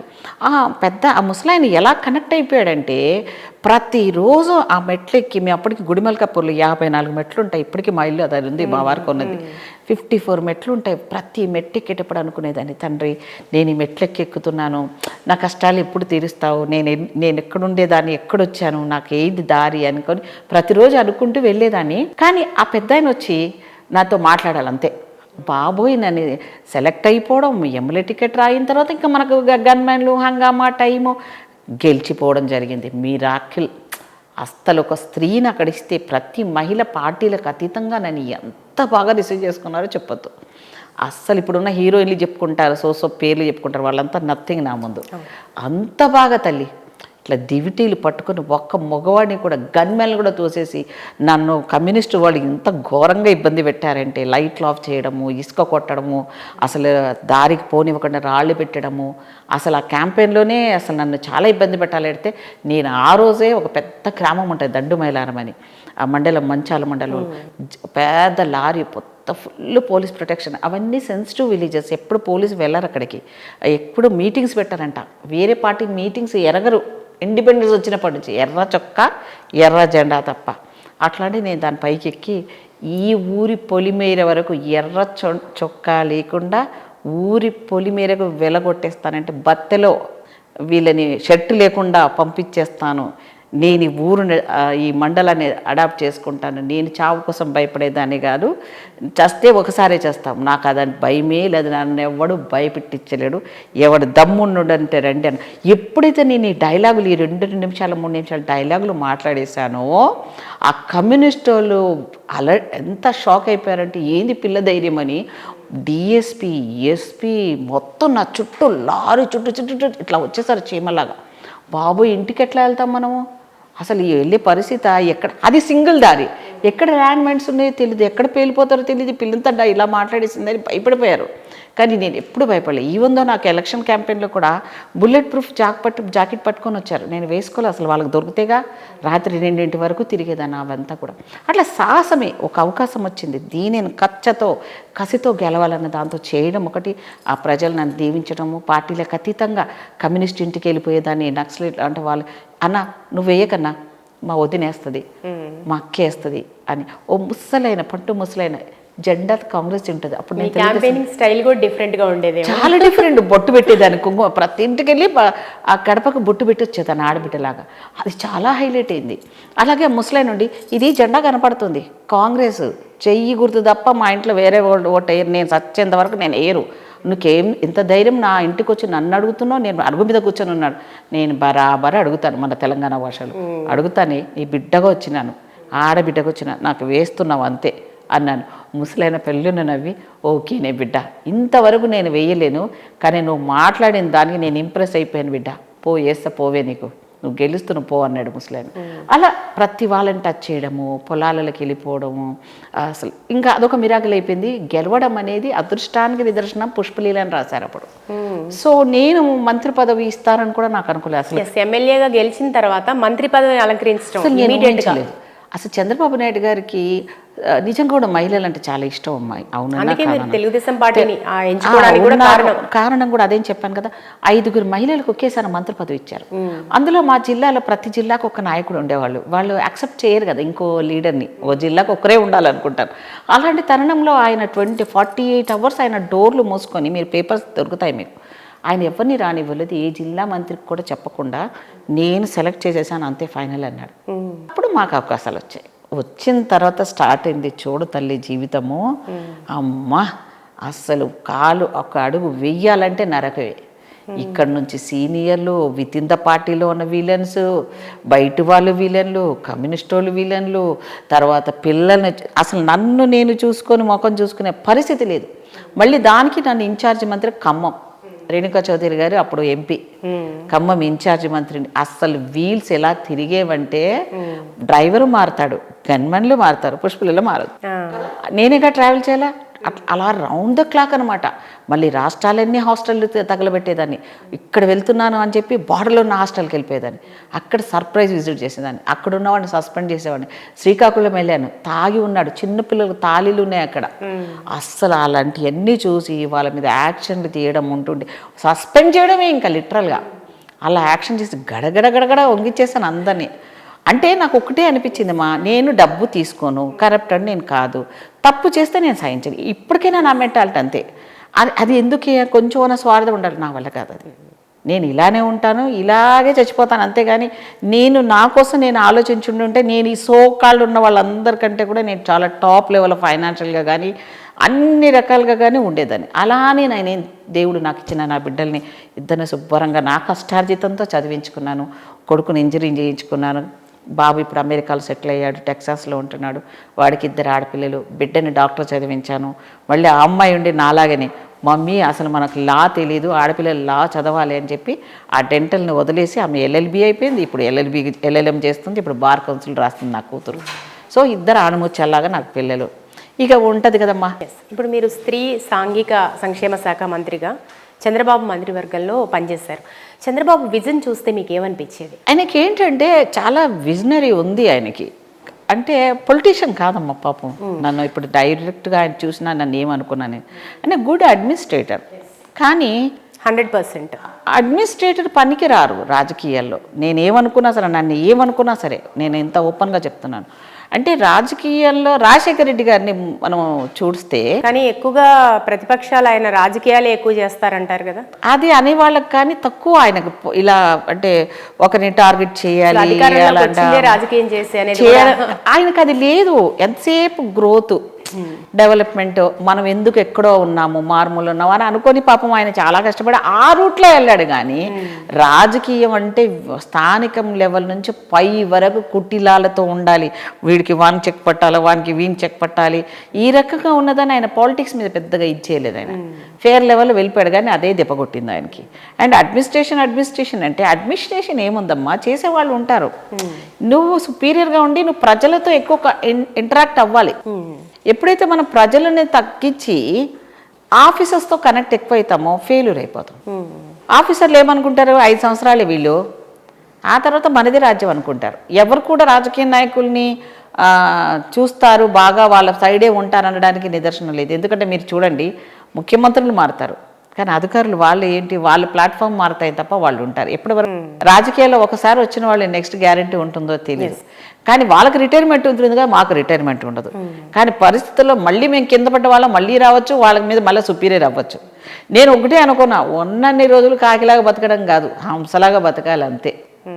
ఈ అమ్మ మళ్ళీ బతికేదేంది, పవర్ అంటే ఏంటో చూపిస్తాను. ప్రజలకి జీవితకాలంలో సోషల్ వెల్ఫేర్లో అమ్మ ఉండింది, నిజంగా అమ్మలాగానే ఉంది. ఆ డిపార్ట్మెంట్ లెవెల్లో నేను పనిచేసిన తీరు, కష్టపడ్డ తీరు, 24 గంటల్లో నేను కనీసం 18 గంటలు 15-16 గంటలు అయితే ట్రావెల్ ఒక 5-6 గంటలు ఈజీగా పోతాయి. మిగతా అని కూడా డిపార్ట్మెంట్ రివ్యూస్, పార్టీ మీటింగ్స్, అబ్బబ్బబ్బ అసలు ఒక క్షణం కూడా తీరుకుండేది కదా. అప్పుడు మీరు ఏర్పాటు చేసిన పథకాలు ఇప్పటికీ కొనసాగుతున్నాయా? అంటే ఇప్పుడు ఎప్పుడైతే తెలంగాణ ఆంధ్ర సపరేట్ అయిపోయిందో అప్పుడు కొంచెం తేడాలు వచ్చేసాయి. అంటే అక్కడ పనితీరుకు ఇక్కడ పనితీరుకు, ఇక్కడంతా జమీందారీ టైప్లో, లేకపోతే లీడర్షిప్ అంతా నిరంకుశమైన పరిపాలన, లేకపోతే నవాబుల కల్చర్ ఉండడము. ఆంధ్ర కల్చర్ వేరు, మీరు అవునన్నా కాదన్నా ఆంధ్ర కల్చర్ వేరు, ఆంధ్ర మెంటాలిటీ వేరు, ఆంధ్ర ఫుడ్ వేరు, ఆంధ్రాలో బిహేవియర్ వేరు. కానీ తెలంగాణలో అలా కాదు, వాడు ఫేర్ ఉంటాడు, తిండి తింటాడు, ఉన్నకడి పప్పు ఎందుకు కాదు పచ్చి పులుసు ఉంటే చాలు వాడికి, వాడు కడుపు నిండా తింటాడు, నేనే కింగ్ అంటాడు. వీళ్ళు అలా కాదు, దేనైనా పద్ధతిగా చేస్తారు, ఆర్గనైజ్గా చేస్తారు, ప్లానింగ్గా చేస్తారు. వీళ్ళకి డబ్బు మీద యావ ఉండదు వీడికి, ఆ టెంపరవరీ వాటి మీదనే వీడికి ఉంటుంది తప్ప దీర్ఘకాలిక ప్రయోజనాలు, నేను బాగుండాలి, నా స్వార్థం ఉండదు వీడికి, తక్కువ. వాళ్ళ స్వార్థం అనే కోణంలో డెవలప్మెంట్ వాళ్ళు అవుతారు, ఇంకో వాళ్ళు కూడా చేసే లెవెల్లో వాళ్ళ ప్లస్ ఉంటుంది. అది మగ ఆడ కూడా ఆ రకంగానే ఉంటారు. మన దగ్గర ఏమో ఆస్తులు ఉంటాయి, ఆడబిడ్డలకి వాళ్ళకి పసుపు కుంకాల కిందకి ఏమైనా ఇస్తారు, కంపల్సరీ ఇస్తారు.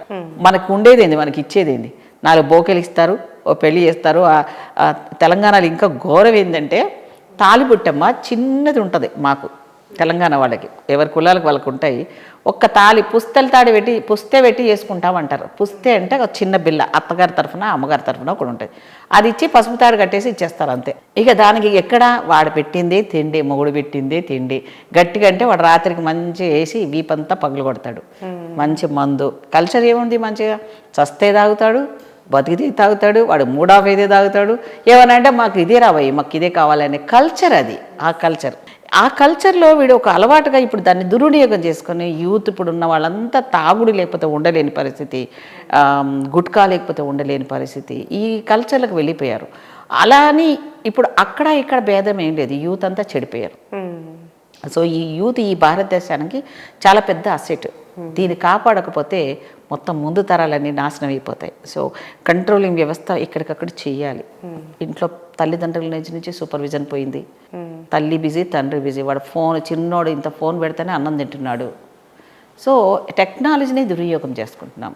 అండ్ అఫెక్షన్స్ లేవు, మానవ సంబంధాలు లేవు. సో ఇవన్నీ చూసిన తర్వాత ఎందుకు నన్ను అడుగుతారు చాలామంది, ఎందుకు మేడం ఇంత సూటిగా మాట్లాడతారు, మీరు ఎందుకు ఇప్పుడు పాలిటిక్స్లో, మా బాబు కూడా అంటాడు నన్ను, ఏ వద్దులే మమ్మీ ఇక నువ్వు మారనని చెప్పినప్పుడు నువ్వు ఎందుకు మమ్మీ రోజు డబ్బులు ఇప్పుడు కూడా ఖర్చు పెట్టుకొని వెళ్తావు, నీకు అవసరమా అంటాడు. ఒరే ఇప్పుడు నాలాంటిది రాదు, ఇలాంటి వ్యక్తి ఎవరు ఉండరు నాలాంటిది. ఇంత కింది స్థాయి నుంచి ఇంత దళిత బిడ్డగా ఇన్ని కష్టాలు, ఇన్ని అవమానాలు, అంబేద్కర్ జగజీవనరావు పడ్డాడో పడలేదో నాకు తెలియదు, మేము చూడలేదు. కానీ స్టిల్ నేను ఇప్పటికి పడుతున్నా కూడా నేను అంటాను కదా, అదే సినిమా డైలాగులు చెప్పినట్టు ఉంటుంది, కానీ తగ్గేది లేదు.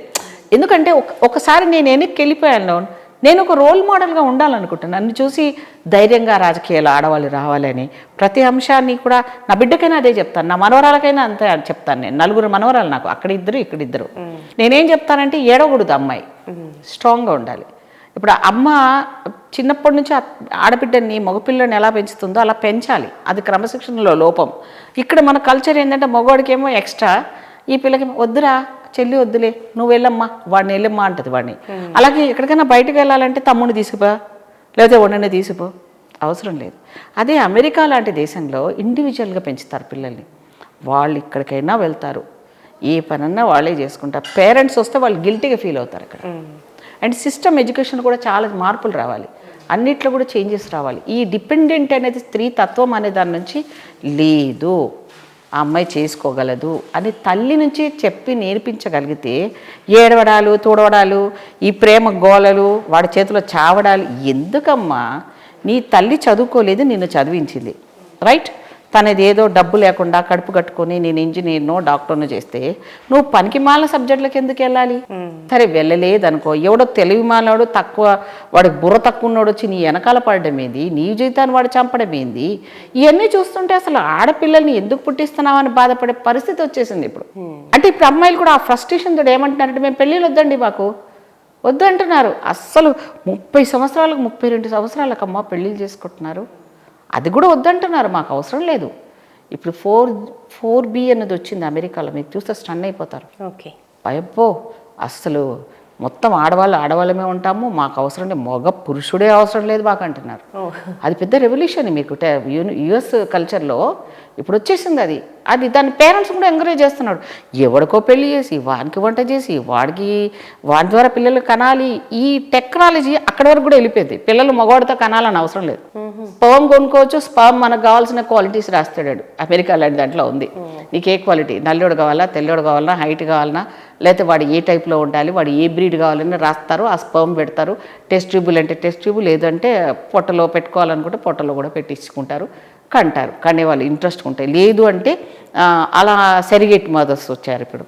మనం ఆ పెయిన్ కూడా అవసరం లేదని సెలబ్రిటీస్ మీ సినిమా వాళ్ళంతా కూడా వాళ్ళు మేము కనము మా గ్లామర్ తక్కువైపోతుంది అన్నవాళ్ళు ఎవరో సెరిగేసి మధ్యలో చేసుకుంటున్నారు. ఎన్నో వచ్చినాయి. అలాంటప్పుడు మగవాడ ఆధిపత్యము, అహంకార ధోరణి, పితృస్వామిక వ్యవస్థ, మేమే సుపీరియర్స్, మీకు ఆలోచన లేదు, మేము అటు రాజకీయాల్లో వచ్చిన పెళ్ళాన్ని వాడే గైడ్ చేస్తా అంటాడు, వాడు కూర్చుంటా అంటాడు పక్కన. ఇది రాకూడదు. ఎంత తగ్గించాలంటే నాలాంటిది రాటో దిల్లిందే ఉండాలి. కనీసం నా దగ్గరకు వస్తే లేదమ్మా అట్లా ఉండద్దు, మనం ఎందుకు, నీకు బుర్రలేదా, నువ్వు ఒకదానివో అని చెప్తాను. పెళ్ళిళ్ళు అవుతున్నాయి, విడిపోతున్నారు, కానీ పిల్లలు తప్పేంటి? ఇప్పుడు చూడు పెళ్ళిళ్ళు ఇక్కడ సాంప్రదాయం, హిందూ సాంప్రదాయాలు, ఈ అన్ని సాంప్రదాయాల పేరు ఆడవాళ్ళకి రుద్దారు. రుద్దిన తర్వాత డివోర్సెస్ ఎక్కువ మంది అయిపోతున్నారు.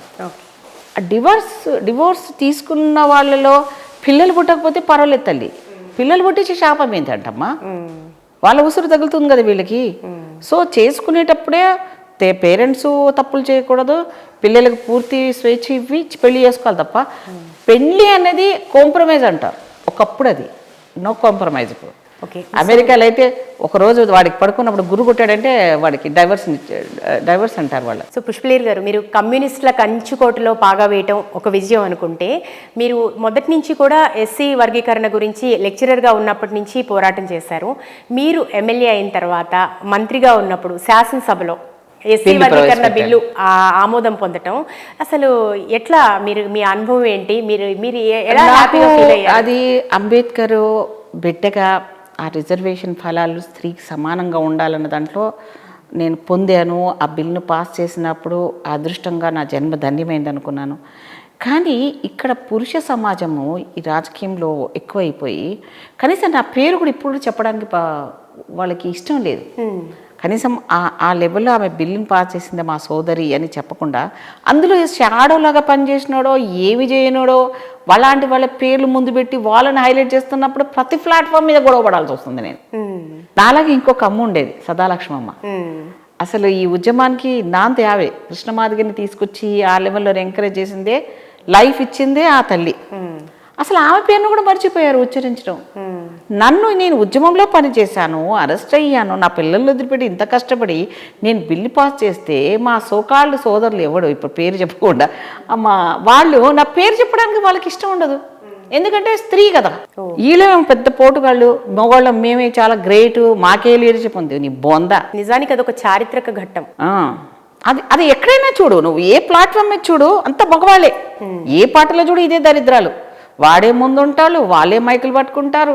మరి ఆనాడు స్వాతంత్రం తెచ్చినప్పటి నుంచి కూడా ఈ ఉద్యమంలో కూడా చాలా మంది మహిళలు ఉన్నారు.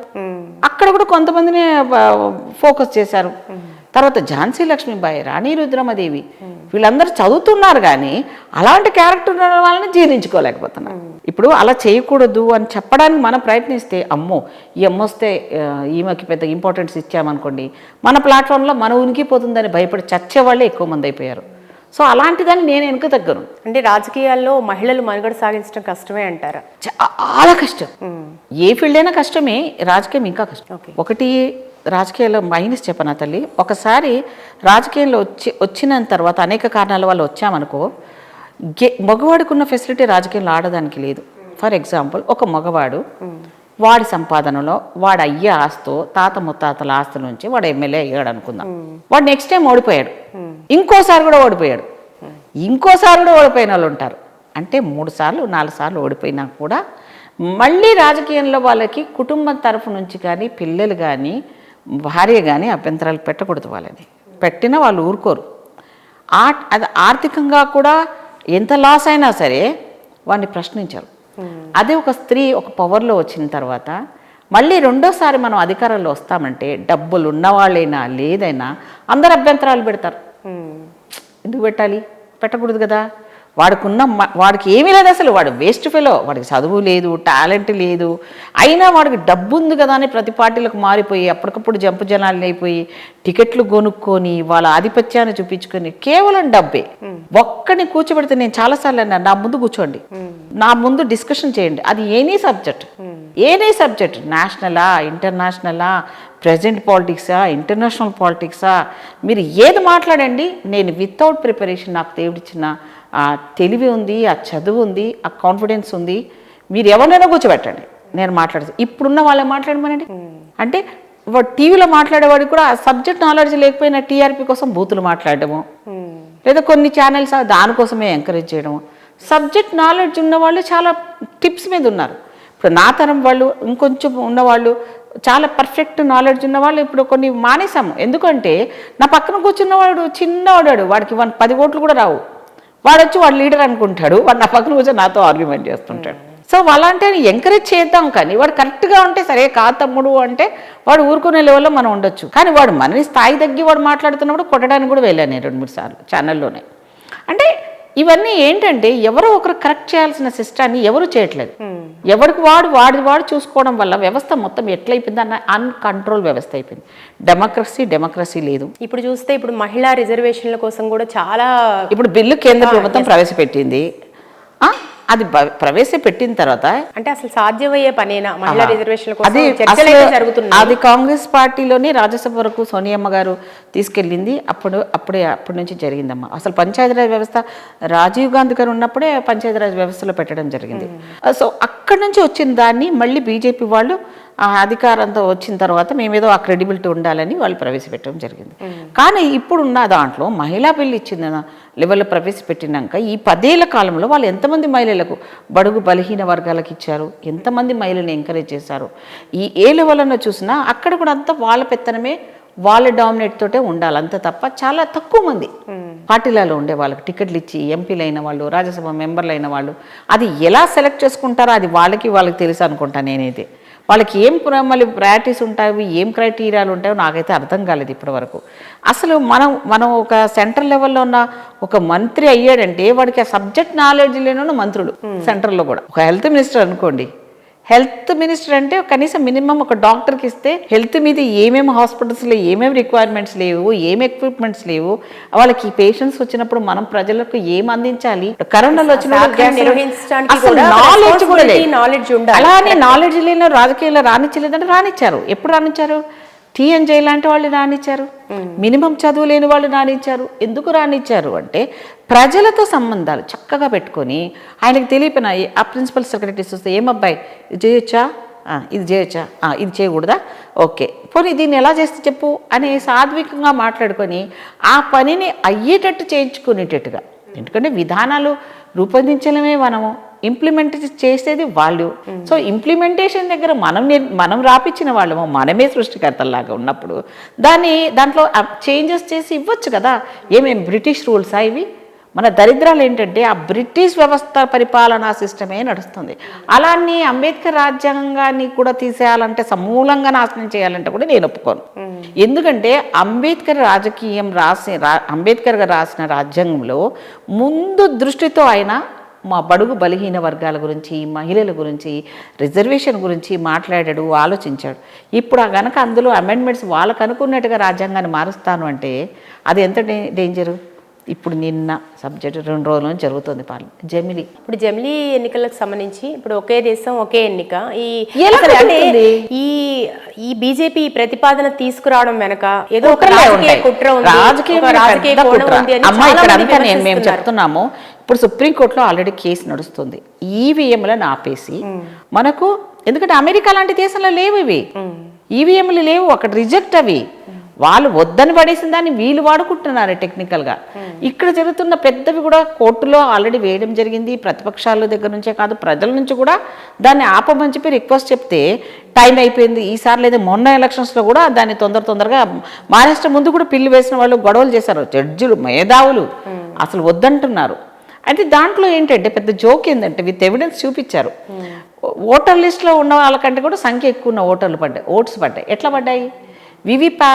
ఉన్న స్లిప్స్ ఉన్నాయి కదా, ఆ స్లిప్స్ కూడా కౌంట్ చేస్తే అవేమో ఎక్కువ ఉన్నాయి, ఇవేమో కరెక్ట్గా ఉన్నాయి, అవేమో ఎక్కువ ఉంటాయి. ఎలా టాలీ అవ్వాలి కదా. ఆ టాలీ అవ్వడానికి నేను మళ్ళీ బాక్స్లో ఇంకోటి నేను వేసుకుంటాను నా ఓటే అనటానికి ఎవిడెన్స్గా ఒక బాక్స్ పెట్టి ఆ ప్యాడ్ లాగా ఆ పేపర్ వేసుకుంటాము. ఒక రోజు నాకు ఒక ఓటర్గా నాకు డౌట్ వచ్చినప్పుడు నేను వేసిన ఓటు కరెక్ట్ వేసానా లేదు చెక్ చేసుకోవడానికి, కానీ నేను ఇక్కడ కూడా స్టాంప్ పెట్టుకుంటున్నాను కాబట్టి నాకు అది సాక్ష్యం ఉంటుంది కదంటే దాన్ని యాక్సెప్ట్ చేస్తలేరు. అంటే వ్యవస్థనంతా కంట్రోల్ చేసుకున్నారు, జ్యుడిషియరీ కంట్రోల్ చేసుకున్నారు, ఎలక్షన్ కమిషన్ మెజారిటీ కాబట్టి వాళ్ళదే నడుస్తుంది. సో ఈసీలు కానీ ఏసీబీలు కానీ లేకపోతే ఏదైనా వాళ్ళ పార్టీలో చేరకముందు ఉన్న వాళ్ళ మీద కేసులు ఉన్నాయి, వాళ్ళ పార్టీలు చేరగానే అవన్నీ వాషింగ్ మిషన్లు వేసి క్లియర్ అయ్యి వచ్చినట్టే మా రాహుల్ గాంధీ గారు, మా ప్రియాంక గాంధీ గారు అంటారు. అంటే ఇక్కడ నుంచి తప్పు చేసినోడు అక్కడ స్కామ్లు అడుగుతున్నారంటే వాషింగ్ మిషన్ వేసి క్లీన్ అయిపో వాళ్ళ దాంట్లోకి వెళ్ళిపోతున్నారంట. ఇక్కడ చెప్పారు అంతే, వాషింగ్ అయిపోయారంట. యాక్చువల్గా ఇప్పుడు చాలా ఖర్చుతో కూడుకుంది ఎన్నికలు, ప్రచారం బంద్ బాబు. ఖర్చు అనేది చాలా తక్కువ, నిజంగా పోల్చుకుంటే ఎన్నికల ఖర్చు అనేది పెద్ద ఖర్చు తక్కువ. నిజంగా కూడా అందులో కూడా కొన్ని దొంగలెక్కలు చూపించి కొంత ఎక్స్ట్రా ఖర్చు పెట్టిన వాళ్ళు ఉంటారు. అసలు కారణమే ఖర్చు కాదు, ఆ కారణం చెప్పడం సాకు మాత్రమే. ఎందుకంటే ఈవీఎంలు ఏం చేస్తున్నారంటే నేను చెప్తాను చూడండి, ప్రజలకు తెలవాలి, ప్రజలకు తెలియాలి ఈవీఎంల గురించి. ప్రజలు రిక్వెస్ట్ చేస్తున్నాను, దేశ ప్రజాని ఎలా మోసం చేస్తున్నారు, బీజేపీ పార్టీ ఎలా మోసం చేస్తుందని నేను ప్రజలకు చెప్పదలుచుకున్నాను. దయచేసి వినండి. ఎలా అంటే ఈవీఎంలు ఏ డెవలప్మెంట్ కంట్రీస్లో ఉన్నా కూడా, అమెరికా లాంటి దేశాల్లో కూడా లేదు, కానీ ఇక్కడ భారతదేశంలో ఎందుకు పెడుతున్నారు అంటే ఈవీఎంలు ఎలక్షన్ కమిషన్ ఎవరి చేతిలో ఉంటుంది? నేషనల్ లెవెల్లో ఉన్న ఏ మెజారిటీ ప్రభుత్వం ఇప్పుడు బీజేపీ ఉంది కాబట్టి ఎప్పుడు కూడా సెంట్రల్ లెవెల్లో పనిచేస్తుంది నేషనల్ ఎలక్షన్ సంబంధించిన కమిటీ. దానికి సంబంధించిన నిర్వహణ కూడా వాళ్ళే చూస్తారు. అధికారులు ఎవరుంటారో వాళ్ళకు అనుగుణ వాళ్ళే ఉంటారు. సో నిర్వహణ అనేది నిర్వహిస్తున్నారు తప్ప వీళ్ళు దీని మీద కంట్రోలింగ్ చేసే వ్యవస్థ పవర్లు వీళ్ళు ఉపయోగించుకునే శక్తి లేదు. ఎందుకంటే మెజారిటీ గవర్నమెంట్ నుంచి వచ్చిన వాళ్ళు కాబట్టి వాళ్ళకు తొత్తులుగానే పనిచేస్తారు. ఎప్పుడైతే ఆ బాక్సులు ఏవైతే ఉంటాయో బుక్లో ఎంటర్ చేస్తామో ఈవీఎం బాక్సులు, ఫస్ట్ మనం ఎలక్షన్కి కౌంటింగ్ వెళ్ళకముందు వేసిన తర్వాత ఒక ప్లేస్లో స్టోర్ చేస్తారు. గుర్తుందా మీకు? ఎలక్షన్స్లో ఏదో ఒక దగ్గర ప్లేస్లో ఫుల్ ప్రొటెక్షన్ పెట్టి పెడతాం మనం. ఆ బాక్సులు ఫస్ట్ ఇచ్చినప్పుడు ఎలక్షన్స్లో మొదటి రోజు వెళ్ళినప్పుడు కొన్ని ఈవీఎంలు మొరాయించినవి అంటారు. ఆ మొరాయించిన దాంట్లోనే కిటుకులు ఉంటాయి. ఎప్పుడైతే ఫస్ట్ బుక్లో ఎంటర్ అయిన నంబర్స్ దగ్గర నుంచి ఈ మొరాయించిన దాని ప్లేస్లో ఏవైతే కొన్ని పెడతారో ఇది సెట్టింగ్ చేసి పెట్టినవి కొన్ని ఉంటాయి. కొన్ని ఎలా ఉంటాయంటే మనం ఏం చేస్తామో ఏజెంట్స్ ద్వారా ఏవైతే మన రూరల్స్లో కొన్ని ప్లేస్లో మనం వెళ్ళలేని ప్లేస్ ఉంటాయి, తక్కువ ఉంటాయి అక్కడ, అసలు వెళ్ళని వాళ్ళు కూడా ఉంటారు. ఒకవేళ వెళ్ళినా ఏజెంట్స్ ఏం చేసేస్తారంటే నీ ఓటును నా ఓటును కలిపి టకా కొట్టేసుకుంటారు. అందులో కొట్టేసుకోవడానికి లాస్ట్ టైంలో ఏవైతే ఉంటాయో ఏ ప్రాంతాలు ఇప్పుడు నా ఓటర్ లిస్టు మాయం చేసేస్తున్నారు, బతుకున్న వాళ్ళని చంపేసిన ఎలక్షన్ కమిషన్ ఒకసారి కంప్లైంట్ ఇస్తే కేసీఆర్ గవర్నమెంట్ ఉన్నప్పుడు సారీ చెప్పేశాడు అంతే. అంటే బతుకున్న వాళ్ళని చంపేస్తున్నా యాక్షన్ లేదు, ప్రజాస్వామ్యం లేదు. రెండోది ఆ సిస్టంలో ఆ ఈవీఎంలో ఏదైతే ఆ లాస్ట్ మూమెంట్లో జరిగితే ఎవరికి వాళ్ళు నొక్కేసుకున్న దానికి ఎవిడెన్స్ లేదు. పోనీ అవన్నీ పక్కన పెట్టండి.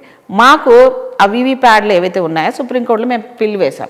మాకెందుకు ఈ ఈవీఎంలు తీసేసి పాత పద్ధతిలోనే బ్యాలెట్ పద్ధతిని పెట్టండి అంటున్నప్పుడు మీరు ప్రజాభిప్రాయాన్ని ఆమోదించవలసింది కూడా మీరు రెస్పెక్ట్ ఇవ్వకుండా జ్యుడిషియరీ మీద కూడా ప్రెజర్ వేయించేసి ఇప్పుడు మళ్ళీ ఈ జమిలి పెట్టడంలో పెద్ద ప్రధానమైన కుట్ర ఏంటమ్మా అంటే వాళ్ళ ఒక కుట్ర జరుగుతుంది రాజకీయంగా వాళ్ళకి. ఇంకా ఇదే మోదీ గెలవడానికి అనేది నేను కూడా వాదిస్తూనే ఉన్నాను. నేను నేషనల్ ఛానల్లో కూడా మాట్లాడుతూ ఉంటాను.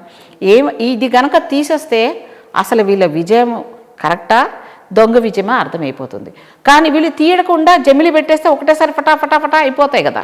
వాళ్ళు మళ్ళీ అధికారంలో ఉండడానికి కొనసాగించడానికి సార్లు మ్యానిపులేషన్ చేసుకోవడానికి ఒక్కసారి ఎక్కేస్తాం. గద్దెనెక్కుంటే మొత్తాన్ని దేశంలో ఇప్పటికే మతాలు, కులాలు, గుడులు, గోపురాలని ఎవరిని బతకనివ్వకుండా అసలు ఎన్ని రకాల హింసలు. అసలు ఎక్కడున్నామో ఇంటి పక్కోడు ముస్లిం, మనది సెక్యులర్ కంట్రీ. ఇప్పుడు హిందూ దేశం మేము డిక్లేర్ చేస్తామని చెప్పారా మీరు? ఎక్కడ చెప్పలేదు మీ ఎజెండాలో. కానీ ఇప్పుడు వచ్చి మొత్తం హిందూ అయితే ఇక్కడే ఉండి అని కొన్ని దుష్ట శక్తులను పంపించి వాళ్ళతో నానా గొడవలు పెట్టించి పొద్దున్న లేస్తే ఇంటి ముందు ఉంటే ఒక ముస్లిం సోదరులతో వాళ్ళ కల్చర్లో మనం ఉంటాము, వాళ్ళ పండుగలకు మన దర్గాలు మనం వెళ్తాం, వాళ్ళు మాట్లాడుకుంటారు, వాళ్ళ ఫెస్టివల్స్ మనం వెళ్తాం. మేబీ వాళ్ళు రాకపోయినా మనమే హిందువులమే చాలా కంఫర్టబుల్గా వాళ్ళతో రిలేషన్ మెయింటైన్ చేస్తాం. సో ఎవరి మతాన్ని వాళ్ళే ఉన్నప్పుడు మనం ఎప్పుడు గొడవలు లేవు, ఎప్పుడు విభేదించలేదు. అసలు చరిత్ర తెలిసిన ఎవడు దరిద్రుడు అసలు విభేదించడు. ఎందుకంటే మీరు అక్బర్ హిస్టరీ చదివిన, భాగమతి ఇక్కడ హైదరాబాద్ కల్చర్ని చదివిన హిస్టరీ చదివిన భాగమతి ఎవరు? అంతే కదా. హిందువులు ముస్లింలు కలిసి రాజుల వ్యవస్థ నుంచి అమ్మాయిలు తీసుకొని పెళ్లిళ్ళు చేసుకున్న వాళ్ళకి పుట్టిన వాళ్ళే ఉన్నారు. అలాగే జోధా అక్బర్లు వీళ్ళంతా ముస్లిమ్స్ చేసుకున్నాం. మా మధ్యలో వైషమ్యాలు పెంచడానికి రాజకీయంగా ఒక నాయకులు, ఒక పార్టీ నాయకులు పెడుతున్నది ఒకటి. ఇంకో పెద్ద దురదృష్టం ఏంటంటే నాకు అసలు నవ్వాలో ఏడవాలో అర్థం కావట్లేదు. ఈరోజు సమాజంలో ముస్లిం అయితే వాళ్ళ మీద దాడులు చేస్తున్నారు అంటున్నారు బీజేపీ వాళ్ళు కదా, ముస్లిమ్స్లో ఆరోపిస్తున్నారు. ఎంఐఎం పార్టీ దానికి లీడ్ తీసుకుంటుంది. మరి చేస్తున్నప్పుడు ఇప్పుడు మిగతా ఎప్పటి నుంచో ఎన్నో కులాల వాళ్ళు, ఎన్నో మతాల పార్సీలు ఉన్నారు, సిక్కులు ఉన్నారు భారతదేశంలో. అవన్నీ ఎప్పుడు గొడవలు జరగలేదు. ఇప్పుడు ఎందుకు జరుగుతున్నాయి అంటే ఇదంతా రాజకీయ కోణమే. రోజు రోజుకి ఇదే అది చేసేసి వాళ్ళ కంట్రోల్ తెచ్చుకోవడానికి భారతదేశాన్ని మొత్తం కూడా హిందూ దేశంగా చేసేసి మిగతా వాడు ఎవడు బతకనివ్వకుండా చంపాలన్న మొన్న ఈయన చేసిన దరిద్రం వల్ల బంగ్లాదేశ్లో ఆమెకు హసీనా గారికి ఆయన మన షెల్టర్ ఇచ్చాడు. ఇప్పుడు బంగ్లాదేశ్లో పరిస్థితి చూడండి, యూకేలో చూడండి, మన హిందూ దేవాలయాలను పిల్లల్ని కాల్చేస్తున్నారు, గుళ్ళ మీద ఆటలు సిక్కులు వాళ్ళు చేస్తున్నారు. ఎక్కడ భారతదేశంలో ఎవరు ప్రశాంతం? మణిపూర్ చూడండి, ఆడపిల్లల విషయంలో ఎంత జరుగుతాడో ఒక్కరోజు కూడా ప్రధానమంత్రి మాట్లాడి. రైతులది ఇప్పుడు చూడండి ధర్నా నడుస్తూ ఉంది, వాళ్ళని ఉగ్రవాదులు వెనక నుంచి పనిచేపిస్తున్నారని చెప్తాడు. అంటే నువ్వు అన్నం తినేటప్పుడు నీకు ముద్ద అన్నం పెట్టుకుంటున్నప్పుడు, నువ్వు తినే రొట్టెందుకు తింటున్నప్పుడు అది ఎవరు? ఆ రైతులే కదా నీకు.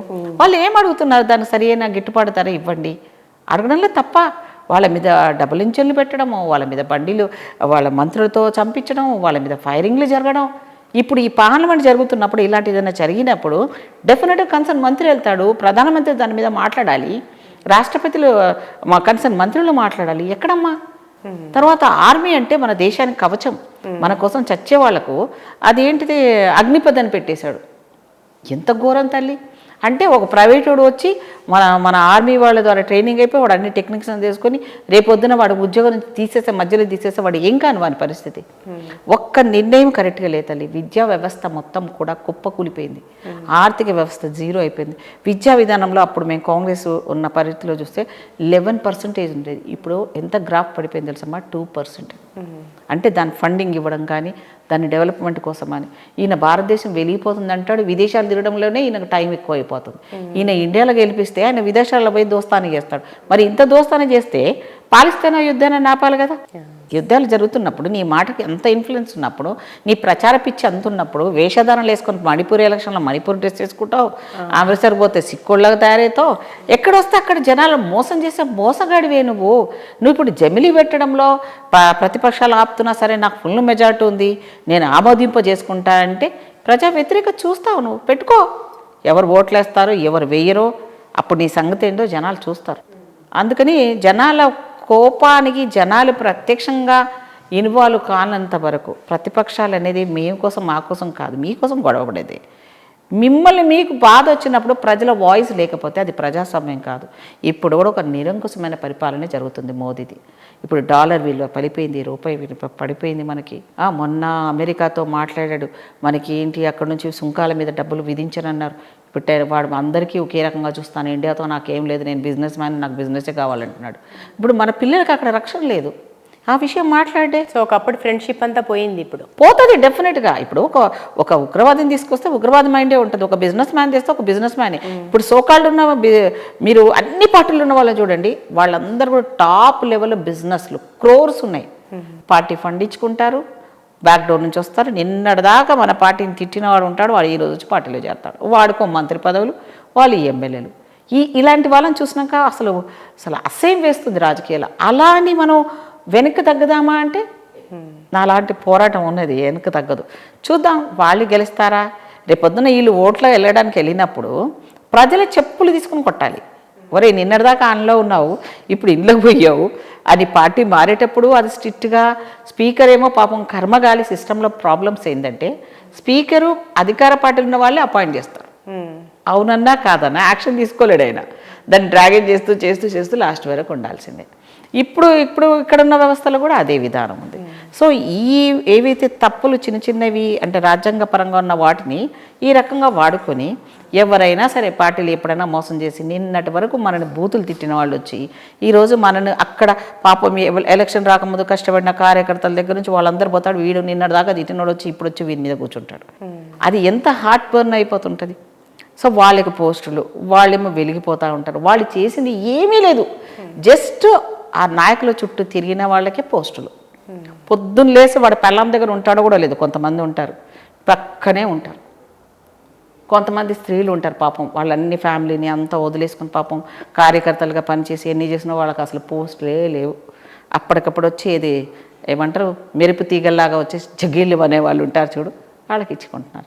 దీనివల్ల ఇప్పుడు లోకల్ బాడీస్ ఎఫెక్ట్ వస్తాయి. అలాంటి ప్రతి పార్టీకి ఎఫెక్ట్స్ ఉంటాయి. ఇప్పుడు రిజల్ట్ ఇలా మా పార్టీలు మారిన వాళ్ళు లేకపోతే నీతి నిజాయితీ లేదు, చచ్చిపోయింది అనడానికి లేదు, ఎక్కడో ఉంది. ఇక తెలంగాణలో కాంగ్రెస్ పార్టీ విషయానికి వస్తే, తెలంగాణలో కాంగ్రెస్ పార్టీ అధికారంలోకి వచ్చి సంవత్సరం పూర్తయిన సందర్భంగా ప్రజాపాలన సంబరాలు చేసుకున్నారు. సో మొత్తం మీద పాలన ప్రజాపాలనగానే సాగుతుందంటారా? అమ్మ మంచి చేయాలంటే కొంచెం చెడు జరుగుతుంది. సో రేవంత్ రెడ్డి గారు అవునన్నా కాదన్నా ఈజ్ ఎ లీడర్. ఎట్లా లీడర్ అంటే 10 ఏళ్ళు చెప్పండి, తెలంగాణ తెచ్చి ఇచ్చినా కూడా పవర్లో రాలేము మనం. కారణాలు అనేకం. కానీ వచ్చాడు పాపం, కష్టపడ్డాడు, పవర్లోకి వచ్చాడు, ప్రెసిడెంట్ అయ్యాడు, కంట్రోల్ చేసుకున్నాడు. తర్వాత సీనియర్తో ఇబ్బందులు వచ్చినా మంచి కలుపుకున్నాడు, కూర్పు చేసుకున్నాడు, ఒక ముఖ్యమంత్రి అయ్యాడు. రాష్ట్ర బడ్జెట్లు అంతా రాక్షసులాగా తినేసి మొత్తం టీఆర్ఎస్ గవర్నమెంట్ మొత్తం ఫ్యామిలీ తినేసింది ప్రజల ధనాన్ని. అమరవీరుల గురించి శ్రీకాంతాచారి లాంటి వాళ్ళని కూడా గుర్తించకుండా కోట్లాది రూపాయలు మొత్తం ఫ్యామిలీ తినేసింది. తినేసిన వాళ్ళు 4వ రోజు నుంచే ముఖ్యమంత్రి సీట్ ఎక్కినప్పటి నుంచే కావు అని అలాంటి పట్టించుకోవడం మాకు అవసరం లేదని రేవంత్ రెడ్డి గారి స్టైలే కరెక్ట్. కొన్ని మిస్టేక్స్ జరుగుతుంటాయి. ఇప్పుడు మనం ఎక్కడో పనిచేస్తున్నప్పుడు చిన్న చిన్న పొరపాట్లు అవుతుంటాయి. అలాగే కొన్ని జరిగితే మధ్యతరగతి పేదవరకు జరిగినాయి, కొన్ని నష్టం జరిగింది. హైడ్రా పేరుతో అనుకోండి, మూసీ పేరుతో కొంత జరిగినాయి, ఒప్పుకుంటాను నేను. దాన్ని కరెక్ట్ చేసే అధికారంలో మేమున్నాం. కోల్పోయిన వాళ్ళకి తిరిగి ఇల్లు ఇప్పడమా, వాళ్ళ కాంపెన్సేషన్ కిందకి ఏం మాట్లాడడం అనేది కూడా ఆ లెవెల్లో హైడ్రా గురించి మనం మాట్లాడదాం. అంతకంటే ముందు చాలా హామీలు ఇచ్చి కాంగ్రెస్ పార్టీ అధికారంలోకి వచ్చింది. ముఖ్యంగా 6 గ్యారెంటీలు దాదాపు 2 గ్యారెంటీలు అమలైనట్టున్నాయి. మిగతా 4 గ్యారెంటీల కసరత్తు ఎలా జరుగుతుంది? ఇప్పుడు బడ్జెట్ ఉండదని మొత్తం జీరో చేసి అప్పులు పెట్టి పోయారు. ఆ అప్పులు కట్టడానికే అప్పులు చేయాల్సి వస్తుంది మనకి. అదే కనుక వాళ్ళు చేయకుండా ఉంటే, ఖజానాలో ఉండుంటే మిగులు బంగారు తెలంగాణని వీళ్ళు అడుక్కునే టైప్లో చేసిపోయిన తర్వాత, ఇప్పుడు కొత్తగా కోడలు వచ్చిన తర్వాత అక్కడ బియ్యమే లేదు, అన్నం వండలేదు అంటే ఎలా ఉంటుంది? డబ్బా ఉంది కానీ ఖాళీ డబ్బా ఉంది. అది ఎవరికి తెలుస్తుంది? మనం ఓపెన్ చేస్తేనే కదా తెలుస్తుంది. అలాగే రాష్ట్ర ఖజానా కూడా మొత్తం దోసుకొని వెళ్ళిపోయారు. ప్రజలకి ఏముంటుంది పాపం, వాళ్ళకి అంత అమాయకులు. నా ఇంటికి ఎప్పుడు వస్తుంది అని చూస్తారా తప్ప ఇండివిజువల్ బెనిఫిట్స్ అందులో లేవన్న సంగతి కొంతమందికి అర్థమైంది. అర్థమయ్యే సరలేవయ్యా 1 ఇయర్ అయింది కదా చూద్దాంలే అంటున్నారు. పాపం కొంతమంది వెయిట్ చేస్తున్న వాళ్ళు ఉన్నారు, పెన్షన్స్ కోసం వెయిట్ చేసే వాళ్ళు ఉన్నారు, ఇల్లు కోసం వెయిట్ చేస్తున్నారు. రేషన్ కార్డు ఇస్తామంటున్నాము, ఇప్పుడు సంక్రాంతిలో రేషన్ కార్డులు ఇస్తామంటున్నాము. వీళ్ళు ఒక్కటి చేశారా? ఇవన్నీ చేయలేదు. ఇల్లు కట్టారు, ఇల్లు కూడా వాళ్ళ కంట్రోల్లో వాళ్ళకి ఇచ్చి వాళ్ళకి కంట్రోల్ చేసి అర్హులకు ఇవ్వలేకపోయారు. ఇప్పుడు రేవంత్ రెడ్డి గారు ఒక్కొక్కటి చేస్తున్నప్పుడు పథకాలు ఇచ్చింది వెంటనే చేరికే మా దగ్గర ఏం మ్యాజిక్ లేదు. లేకపోతే వాళ్ళు చేసినట్టు దోచుకొని వాళ్ళ దగ్గర చేసుకొని కాంట్రాక్ట్లు చేపించి ఎప్పుడు ముఖం కూడా ముఖ్యమంత్రి సెక్రటరియట్ ముఖం చూడండి, మంత్రులు అసలు ఎవరు కలవని వాళ్ళు, అలాంటి వ్యవస్థ లేదు. ప్రజల కోసం పనిచేస్తున్నారు, మంత్రులైనా అందరూ చేస్తున్నారు. సరే ఆ చేసే దాంట్లో నచ్చకపోవచ్చు వాళ్ళకి, ప్రతిపక్షం కాబట్టి. తిన్నారు కదా, అరగట్లేదు, అందుకని వచ్చి బయటకు వచ్చి కావు అని అరుస్తున్నారు. ఆమె కూడా లేచింది ఒక బోనం అంట, బతుకమ్మ అంట, ఆమెకు 120 అడుగులంట, అందరికంటే పెద్దగా పెట్టాలని కవితమ్మ కావు అరుస్తుంది, హరీష్ రావు కావు అరుస్తున్నారు. ఈ కాగిగలను మేము ఎప్పుడు పట్టించుకుంటామమ్మా? అరుచుకొని మా దగ్గర కూడా ఉంది, కాగ్ రిపోర్ట్ ఉంటుంది, ఎవిడెన్స్ ఉంటుంది, అసెంబ్లీ ఉంది. మీరు ఎప్పుడు అసెంబ్లీ కూడా లేదు మాకు. అసెంబ్లీలో మేము మాట్లాడుతున్నాం, ప్రజలకు వాస్తవాలు చూపిస్తున్నాం. మా బట్టి గారు కానీ, ముఖ్యమంత్రి గారు కానీ, మంత్రులు కానీ ఇచ్చే సమాధానం చెంపచెల్లు. ఎలాంటి అరుపులు అరిచినా కూడా ప్రతిపక్షం, బలమైన ప్రతిపక్షం కాస్త బలంగానే అరుస్తారు. ప్రతిపక్షమే లేకుండా చేశారు కదా. డెఫినెట్ గా కాంగ్రెస్ పార్టీ ఎదుర్కోవాల్సిన అవసరం ఉంటుంది. ఇప్పుడు నువ్వు కరెక్ట్ ఉన్నావు అనుకో, నీ దగ్గర సాక్ష్యం ఉందనుకో, నువ్వు ఎందుకు భయపడతావు? నేనే దొంగ అందాన్ని నేనే మెక్కేసి దొంగ అని అరిస్తే ఎట్లా ఉంటుంది? ఈ దొంగలంతా వచ్చి మళ్ళీ చేరారు ఇక్కడ. వీళ్ళు అరిస్తే ఎవరైనా లెక్క పెడతారా? బాబు నువ్వు అప్పుడు చేసావు ఇది అది చూపించే లెవెల్లో మేము ఉన్నాంగా. అంత ఈజీగా పడేవాళ్ళం కాదు. అంటే ఇప్పుడు ఈ సంవత్సర కాలంలో కాంగ్రెస్ పార్టీ ఎదుర్కొన్న అంటే కొన్ని విమర్శలు చూస్తే, ముఖ్యంగా తెలంగాణ తల్లి వివాదం కావచ్చు, హైడ్రా కావచ్చు, తర్వాత హైడ్రా ఏర్పాటు కావచ్చు, మూసీ ప్రక్షాళన, ముఖ్యంగా ఈ సమస్యలు. అయితే ముందు మనం తెలంగాణ తల్లి వివాదం మాట్లాడుకుంటే, బీఆర్ఎస్ పార్టీకి ఒక తెలంగాణ తల్లి, ఇప్పుడు కాంగ్రెస్ పార్టీకి ఒక తెలంగాణ తల్లి, రేపు ఇంకొక పార్టీ అధికారంలో ఇంకొక తెలంగాణ తల్లి. ఒక నిమిషం పుష్పలీల గారు, అంటే ఇంతమంది తెలంగాణ తల్లులు అంటే రాజకీయంగా ఇప్పుడు సెంటిమెంట్ పరంగా తెలంగాణ తల్లా, లేకపోతే రాజకీయంగా తెలంగాణ ఎలా అనుకుంటే అలా, నీ కళ్ళకి ఎలా కనపడితే అలా నువ్వేమన్నా అనుకో. దాని గురించి మాకు ఆలోచించే శక్తి అవసరం లేదు, మాకు ఆ టైం వేస్ట్. ఆ కవితమ్మకి ఏముంది, 100 కోట్లు లిక్కర్లో కొట్టేసింది, బాగా డబ్బులు ఉన్నాయి. ఇటు ఆ బావగారు అవుతాడా ముఖ్యమంత్రి, నేను అవుతానా, లేకపోతే రేపొద్దున నాకేమని వస్తుందా, లేదు జనాలు ఏ ముఖం పెట్టుకొని వెళ్ళాలి కాబట్టి, ఓ సబ్జెక్ట్ పెట్టుకొని వెళ్ళాలి కాబట్టి మళ్ళీ ఆ బొమ్మ పెట్టి అక్కడ పోయి నేను పెట్టిందంటే పెట్టుకో, నేను ఎవరు వద్దన్నారు? ఇప్పుడు నీ ఇంట్లో నీకు తగ్గట్టు నువ్వు నచ్చినట్టు చేసుకుంటావు, ఎవరు రైట్ వాళ్ళకు ఉంది, చేసుకో. దాని మీద నేను పెద్దది పెట్టాను, అందులో బతుకమ్మ లేదు, బోనాలు లేవు అంటే మేము చేసుకునేంత లెవెల్లో మాకు పెట్టావా? బతుకమ్మని బతకనీయకుండానే చేసిపోయిన వాళ్ళు బతుకమ్మ గురించి మాట్లాడితే ఇట్లా, అదేమో దాన్ని పెట్టలేదన్న సబ్జెక్ట్ మాట్లాడేవి ఎందుకు? సో అవన్నీ పెద్ద ఇంపార్టెంటే కాదు. వీళ్ళు అడిగే విధానికి మా దగ్గర సమాధానాలు ఉన్నాయి, శ్వేతపత్రం ఉంది, అసెంబ్లీ అనేది ప్రజల్లో చెప్పే అవకాశం ఉంది. డెఫినెట్గా మేము అన్నిటికీ సక్సెస్ అవుతాము. అండ్ రేవంత్ రెడ్డి నాయకత్వానికి కాంగ్రెస్ పార్టీకి అర్హత ఉంది. సెలబ్రేషన్స్ ఇంకా బాగా ఘనంగా చేసుకుంటాము. త్వరలో 6 దాంట్లో ఇంకా అన్నీ కూడా కరెక్ట్ ఉన్న వాళ్ళని, సన్నకారు చిన్నకారు రైతులకే ఇస్తాము, పేద మహిళలకే ఇస్తాము, పేదవాడికే ఇల్లు ఇస్తాము. అంత పేదవాళ్ళే. ఇంతకుముందు దోచుకున్నారు, ఎవరు పడితే దోచిపెట్టారు, అలా ఉండదు ఇప్పుడు. అంత న్యాయంగా జరుగుతుంది కాబట్టి ప్రజలకి కన్విన్స్ చేసుకోవడము, నమ్మకమైన పార్టీగా కాంగ్రెస్ పార్టీ, అమ్మలాంటి పార్టీ, ఇచ్చిన పార్టీ కాంగ్రెస్ పార్టీ కాబట్టి అదన్నీ సర్దుకుని వెళ్ళి మేము కూడా ఎంత స్ట్రాంగ్ ఉంటే అంత స్ట్రాంగ్ అవుతాం అపోజిషన్. ఇంకొక సమస్య విషయానికి వస్తే హైడ్రా ఏర్పాటు అనేది ముఖ్యమంత్రి రేవంత్ రెడ్డి తీసుకున్న ఒక సాహసోపేతమైన నిర్ణయం, ఎవరు అవునన్నా కాదన్నా. కానీ ఏదైతే ఒక లక్ష్యంతో ప్రారంభించారో, ఒక మంచి సదుద్దేశంతో, అది పక్కదో పట్టి పేద మధ్యతరగతి వర్గాలు విక్టిమ్లుగా మారటం, వాళ్ళ ఇళ్ళు కూల్చేయటం. ఒక మంచి పని చేస్తున్నప్పుడు కొన్ని మిస్టేక్స్ అవుతుంటాయి.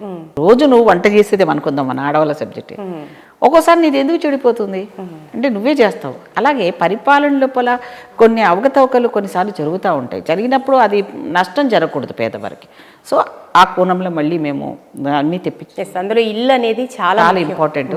వాళ్ళకందరికీ కూడా తప్పకుండా ముఖ్యమంత్రి గారి ఆధ్వర్యంలో అన్నీ తీసుకుంటున్నాము. హైడ్రా ఆఫీసర్ కూడా చెప్పడం జరిగింది, కొంచెము చూసి చేయమని కూడా ఆదేశాలు ఇవ్వడం జరిగింది. అప్పుడంతా కాదు, ఒకవేళ వాళ్ళు కరెక్ట్గా ఉంటే అప్పీల్ చేసుకునే అవకాశాలు ఇస్తున్నాము. కొంచెం లిబరల్గా కొంచెం చేయడం కూడా జరిగింది.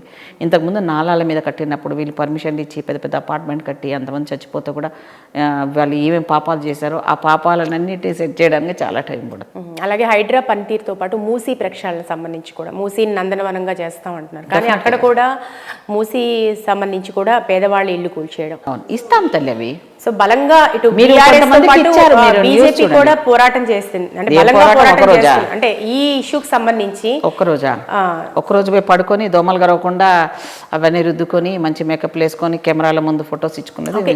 ఏదేమైనా బలమైన ప్రతిపక్షం బలంగా పోరాటం చేస్తుంది. ఏం బలమమ్మా, 10 ఏళ్ళు మోదీ వచ్చిన తర్వాత దిక్కు లేదు గవర్నమెంట్ తెచ్చుకునే దిక్కు లేని బీజేపీ గురించి మాకు మాట్లాడితే విమర్శల్ని మీరు ఏమంటారు? మీరు ఈ విమర్శలు మేము పట్టించుకునే టైం లేదు మాకు 24/7 మాకు ప్రజల సమస్యలను చూడడమే సరిపోయింది.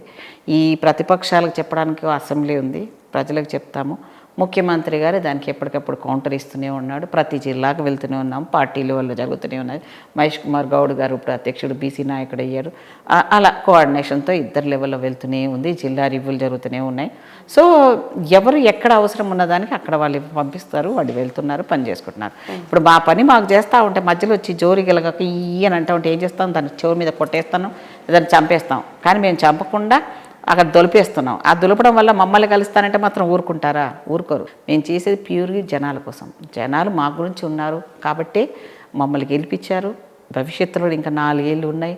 ఆ 4 ఏళ్ళు సక్సెస్ఫుల్గా చేస్తాం. భవిష్యత్తులో కూడా కాంగ్రెసే వస్తుంది. ఎందుకంటే రాహుల్ గాంధీ గారు ఎప్పుడైతే నాయకత్వాన్ని చేపట్టి భారతదేశం అంతా తిరిగారో ఈ పార్టీ ఏంటి, ఈరోజు ప్రియాంక గారు మాకు రావడం, పార్లమెంట్లో మా వాయిస్ని రేకెత్తించడం, అసలు నిజంగా ఇవంతా గుడ్ సైన్. ఓకే.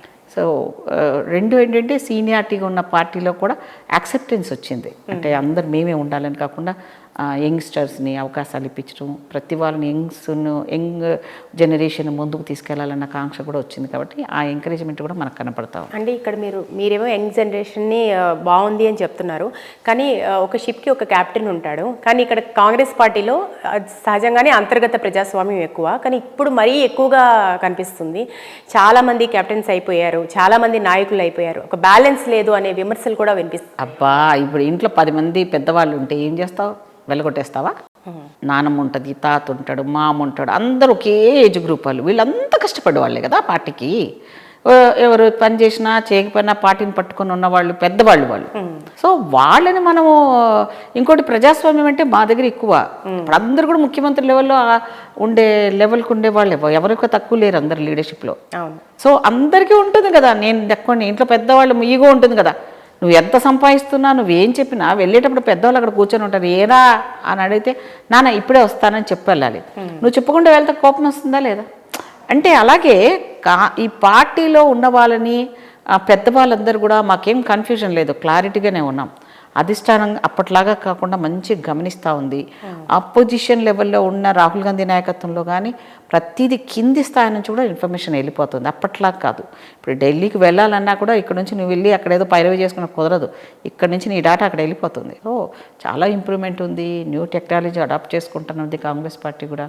సో అప్పుడులాగా పెద్దవ తరంలాగా వాళ్ళని రెస్పెక్ట్ ఇస్తాము. అలాగే డే టు డే పాలిటిక్స్లో నువ్వు తక్కువ మేము తక్కువ చూసుకుందామంటే చూసుకుందాం, సై అంటే సై, అంతేగాని గాంధీ సిద్ధాంతంలో నేనైతే ఒప్పుకోను. రేవంత్ రెడ్డి గారు ఆల్మోస్ట్ అలాగే ఉంటారు, నేను కూడా అలాగే ఉంటా. కొడితే అబ్బా బాగుంటావని ఇంకో చెప్పు ఇవ్వను నేను. వాడు ఒక్కడు కొడితే నేనన్నా ఒకడు కొట్టకపోతే నేను అసలు ఊరికినే ప్రసక్తి లేదు. నేను ఒకడు కొట్టడానికే ప్రయత్నం చేయాలి, చేయకపోతే అది కుదరదు. ఇప్పుడున్న సమాజంలో అలా బతికితేనే బతకనిస్తారు, లేకపోతే లేదు. ముఖ్యమంత్రిగా రేవంత్ రెడ్డి గారికి మీరు ఎన్ని మార్క్స్ ఇస్తారు? 100కే జనరల్ ఇప్పుడు మార్క్స్ వేయకూడదు, గ్రేడ్స్ అనుకోవాలి. ఏ గ్రేడ్లోనే ఉన్నాడు. మార్క్స్ అంటే మళ్ళీ డిసప్పాయింట్. ఏ ప్లస్ కాదంటారా? ఆ ప్లస్లకి నెక్స్ట్ ఇయర్కి వస్తాడు. ఇప్పటికైతే ఏ క్యాడర్లోనే ఉన్నాడు. మీరు చాలా ముక్కుసూటిగా చెప్తారు కదా. ఇప్పుడు పని చేస్తున్నాడిని చేయకుండా వదిలేసి ఎక్కడో ఒక దగ్గర ఆపాలన్న ప్రసక్తి ఇప్పుడు లేదు. చేసేవాడు చేస్తున్నాడు, చేయనియండి అనుకుని కలుపుకొని వెళ్ళే వాళ్ళు ఉన్నారు. కాబట్టి ఆయనకు మంచి మార్క్సే వస్తాయి. అండ్ A+కి నెక్స్ట్ ఇయర్ వెళ్తారు. మిగతా 4 గ్యారెంటీలు అమలు చేసిన డెఫినెట్గా వెళ్తాయి. డెఫినెట్ 6 100 అయినా 100 6 అయినా అవి అవ్వడం ఖాయం. ఫోన్ ట్యాపింగ్ వ్యవహారం చూస్తే ఇప్పుడు కాస్త కదులుతున్నట్టు కనిపిస్తుంది recent గా. కదులుతాయి కానీ కాళేశ్వరం కావచ్చు, ఇంకా ధరణి భూముల విషయం కావచ్చు, పవర్ గ్రిడ్స్ విషయాలు కావచ్చు, ఇవన్నీ కూడా ఇంతకుముందు కాంగ్రెస్ పార్టీ చాలా మేము నిగ్గు తేలుస్తామని అధికారంలోకి రాకముందు మాట్లాడిన కాంగ్రెస్ పార్టీ ఇప్పుడు ఏమి అసలు ఇప్పుడు గవర్నర్ తో తీసుకున్నాగా. అది ఫోన్ ట్యాపింగ్ సంబంధించి లేదు తల్లి, ఒకటైతే కార్ రేసింగ్ అవుతుందిగా, ఒకటి స్టార్ట్, రెండోది ఫోన్ ట్యాపింగ్ది. అక్కడ ఢిల్లీ నుంచి కాదు, మామూలుగా ఇంటర్నేషనల్ వాళ్ళకి కూడా చెప్పాము. ఇంటర్పోల్ పనిచేస్తుంది, వాళ్ళని తీసుకురావడానికి ప్రయత్నం చేస్తుంది. డెఫినెట్ వాళ్ళని పట్టుకొస్తారు. వాళ్ళతో అన్ని ఇప్పుడు మాకు ఎట్లా అయిపోయిందంటే అథెంటిక్ ఏమంటారు వాటిని నిజాలన్నీ కూడా ప్రజల ముందు పెట్టాలి. ఫ్యాక్ట్స్ అంటే సాక్ష్యాలు పెట్టాలి అంటే వెంటనే ఇట్లా తీసుకోపోతే నాకు పగబట్టారు, మమ్మల్ని జైలు వేస్తున్నారు అని అంటున్నారు. కాదు కదా, ఎందుకు జైలు వేసాము, నువ్వేం చేసావు, ఇగో ఇది నీ అస్త్రశస్త్రాలతో దారి లేకుండా చేసి గమ్మున వెళ్ళాల్సిందే. టెక్నాలజీ ఎంత పెరిగింది. ఇప్పుడు కవితదే చూద్దాం, ఫోన్లు పడేసిందిగా, పట్టిందా లేదా? మరి ఎంతమంది దొరకలేదు. ఆ అమ్మాయి ఎక్కడికి వెళ్ళి వచ్చింది, తీహార్ జైలుకి వెళ్ళిందా? నువ్వు చెప్పావా, నేను చెప్పానా? అది టెక్నాలజీ లెవెల్ నుండిగా వాళ్ళు కనుక్కున్నారు, వాటర్లు వేసినా ఎక్కడ వేసినా. సో తప్పించుకొని పోలేరు. ఇప్పుడు అంతా ఏఐ టెక్నాలజీ వచ్చింది, లేటెస్ట్ టెక్నాలజీ వచ్చింది. నువ్వు ఏ అబద్ధం చెప్పినా, నువ్వు బాత్రూంలో ఉన్నావా బయట ఉన్నావా నీ ఫోనే చెప్పేస్తుంది. అందుకనే అప్పుడు రాజకీయాలు వేరు, అప్పుడున్న సిస్టమ్ వేరు, ఇప్పుడున్న సిస్టమ్ వేరు. సో ఏదైనా విజయం స్టార్ట్ అయింది, ఇది అలాగే వెళ్తూ ఉంటుంది. దానికి రేవంత్ రెడ్డి గారి సారథ్యంలో వెళ్తున్నారు అందరూ.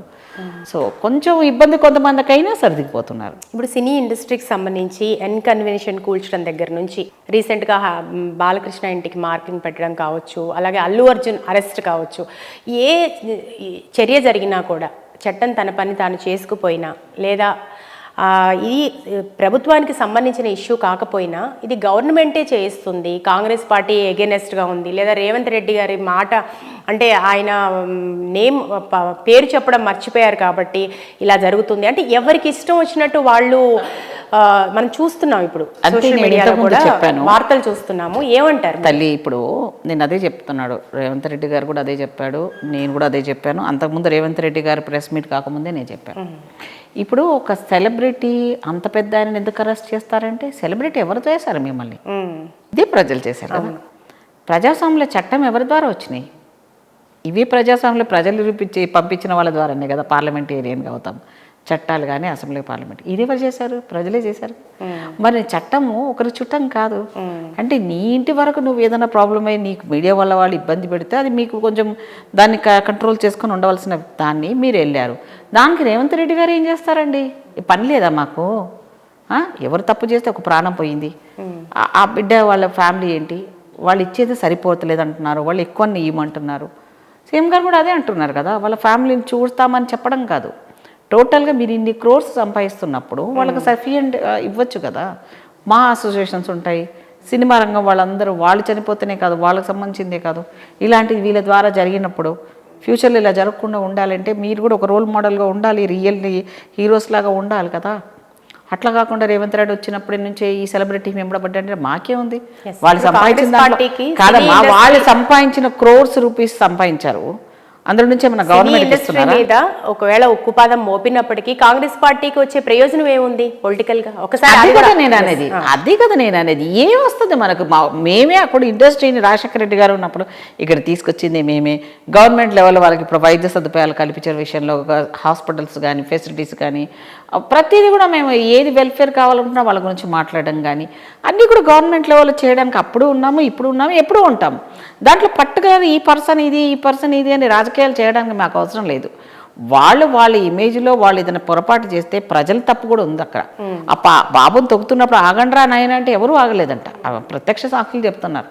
అన్కంట్రోల్గా అభిమానం అనేది ఒక పద్ధతి లేకుండా పోయింది. సో ఇలాంటి చేసేటప్పుడు ఎవరైనా ఫంక్షన్ చేసేటప్పుడు తగు జాగ్రత్తలు వీళ్ళు తీసుకోవాలి, వాళ్ళు తీసుకోవాలి, పోలీసు యంత్రాంగం కూడా తీసుకోవాలి. అందరూ అయితేనే తప్ప అలాంటి దాంట్లో పెట్టుకోవాలి.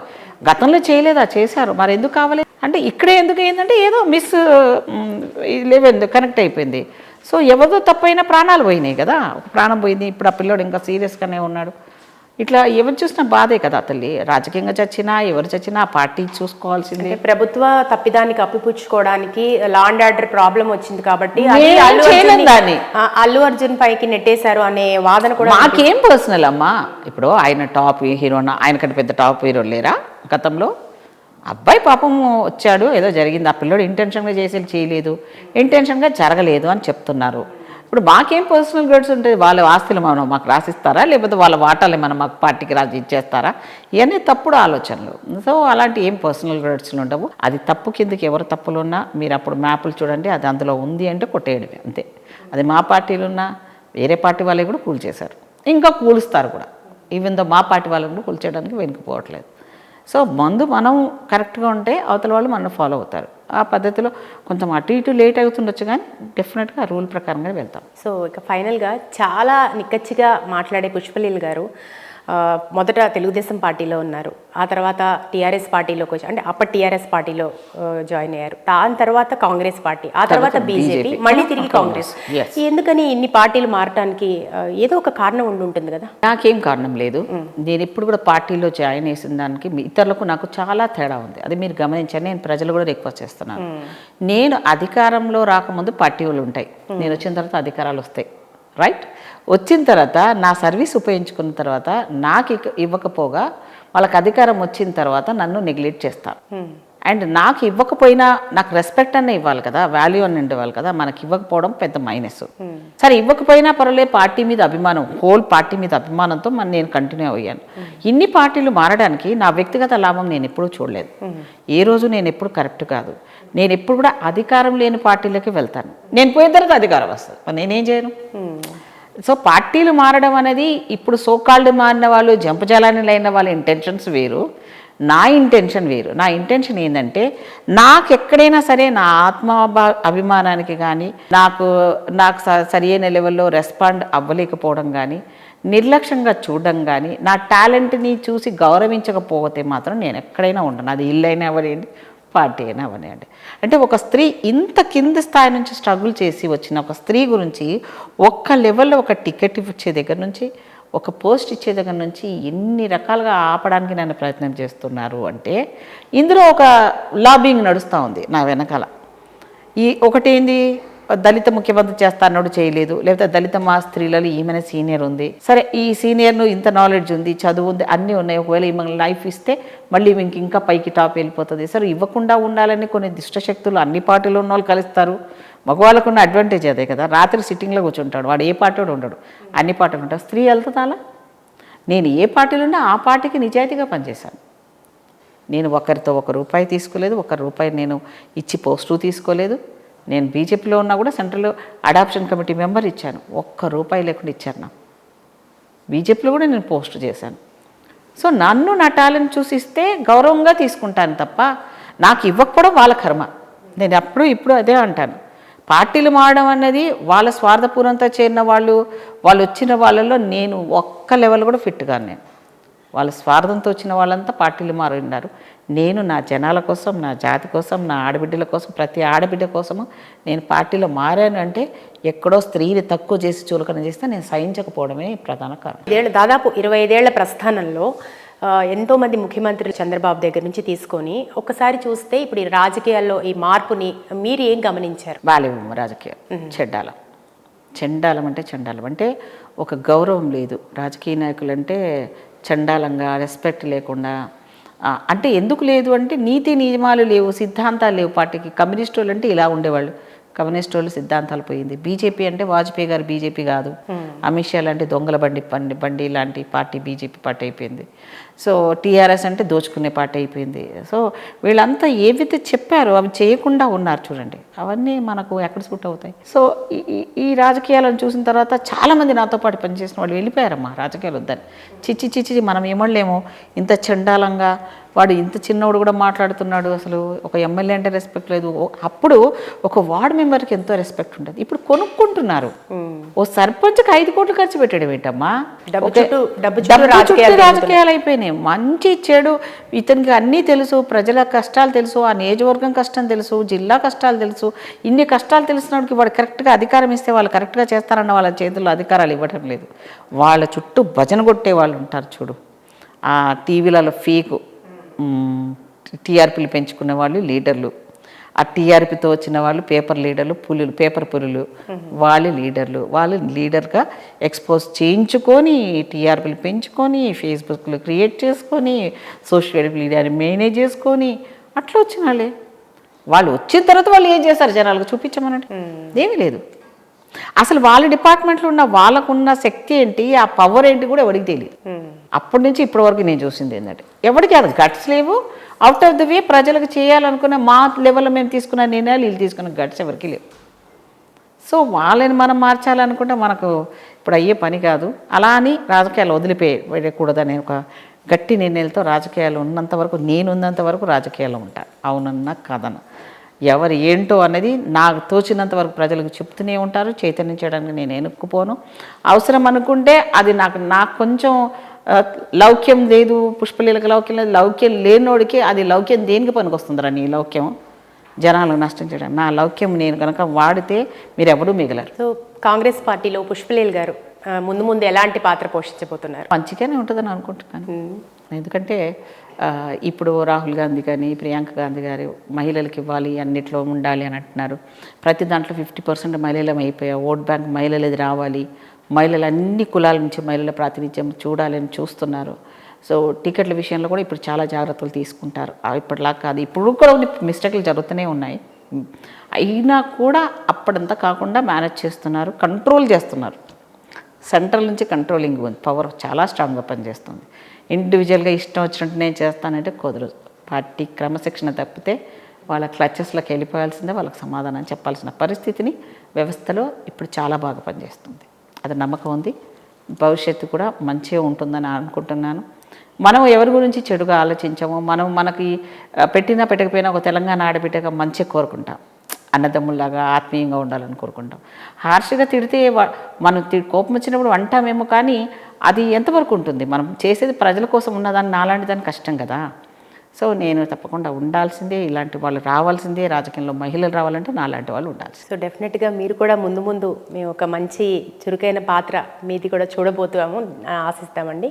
సో మీరు మీ జీవితంలోని ఎన్నో అనుభవాల్ని మాతో పంచుకున్నారు, స్టూడియోకి వచ్చి చాలా చక్కటి విషయాలు తెలియజేశారు. ఇంటర్నల్గా మనసు విప్పి మాట్లాడారు ఒక రకంగా చెప్పాలంటే, కాంటెంపరీ రాజకీయాలతో పాటు మీ గురించి కూడా. Thank you so much. Thank you మా, మీకు కూడా సిగ్నేచర్ ఛానల్ కూడా మీకు కూడా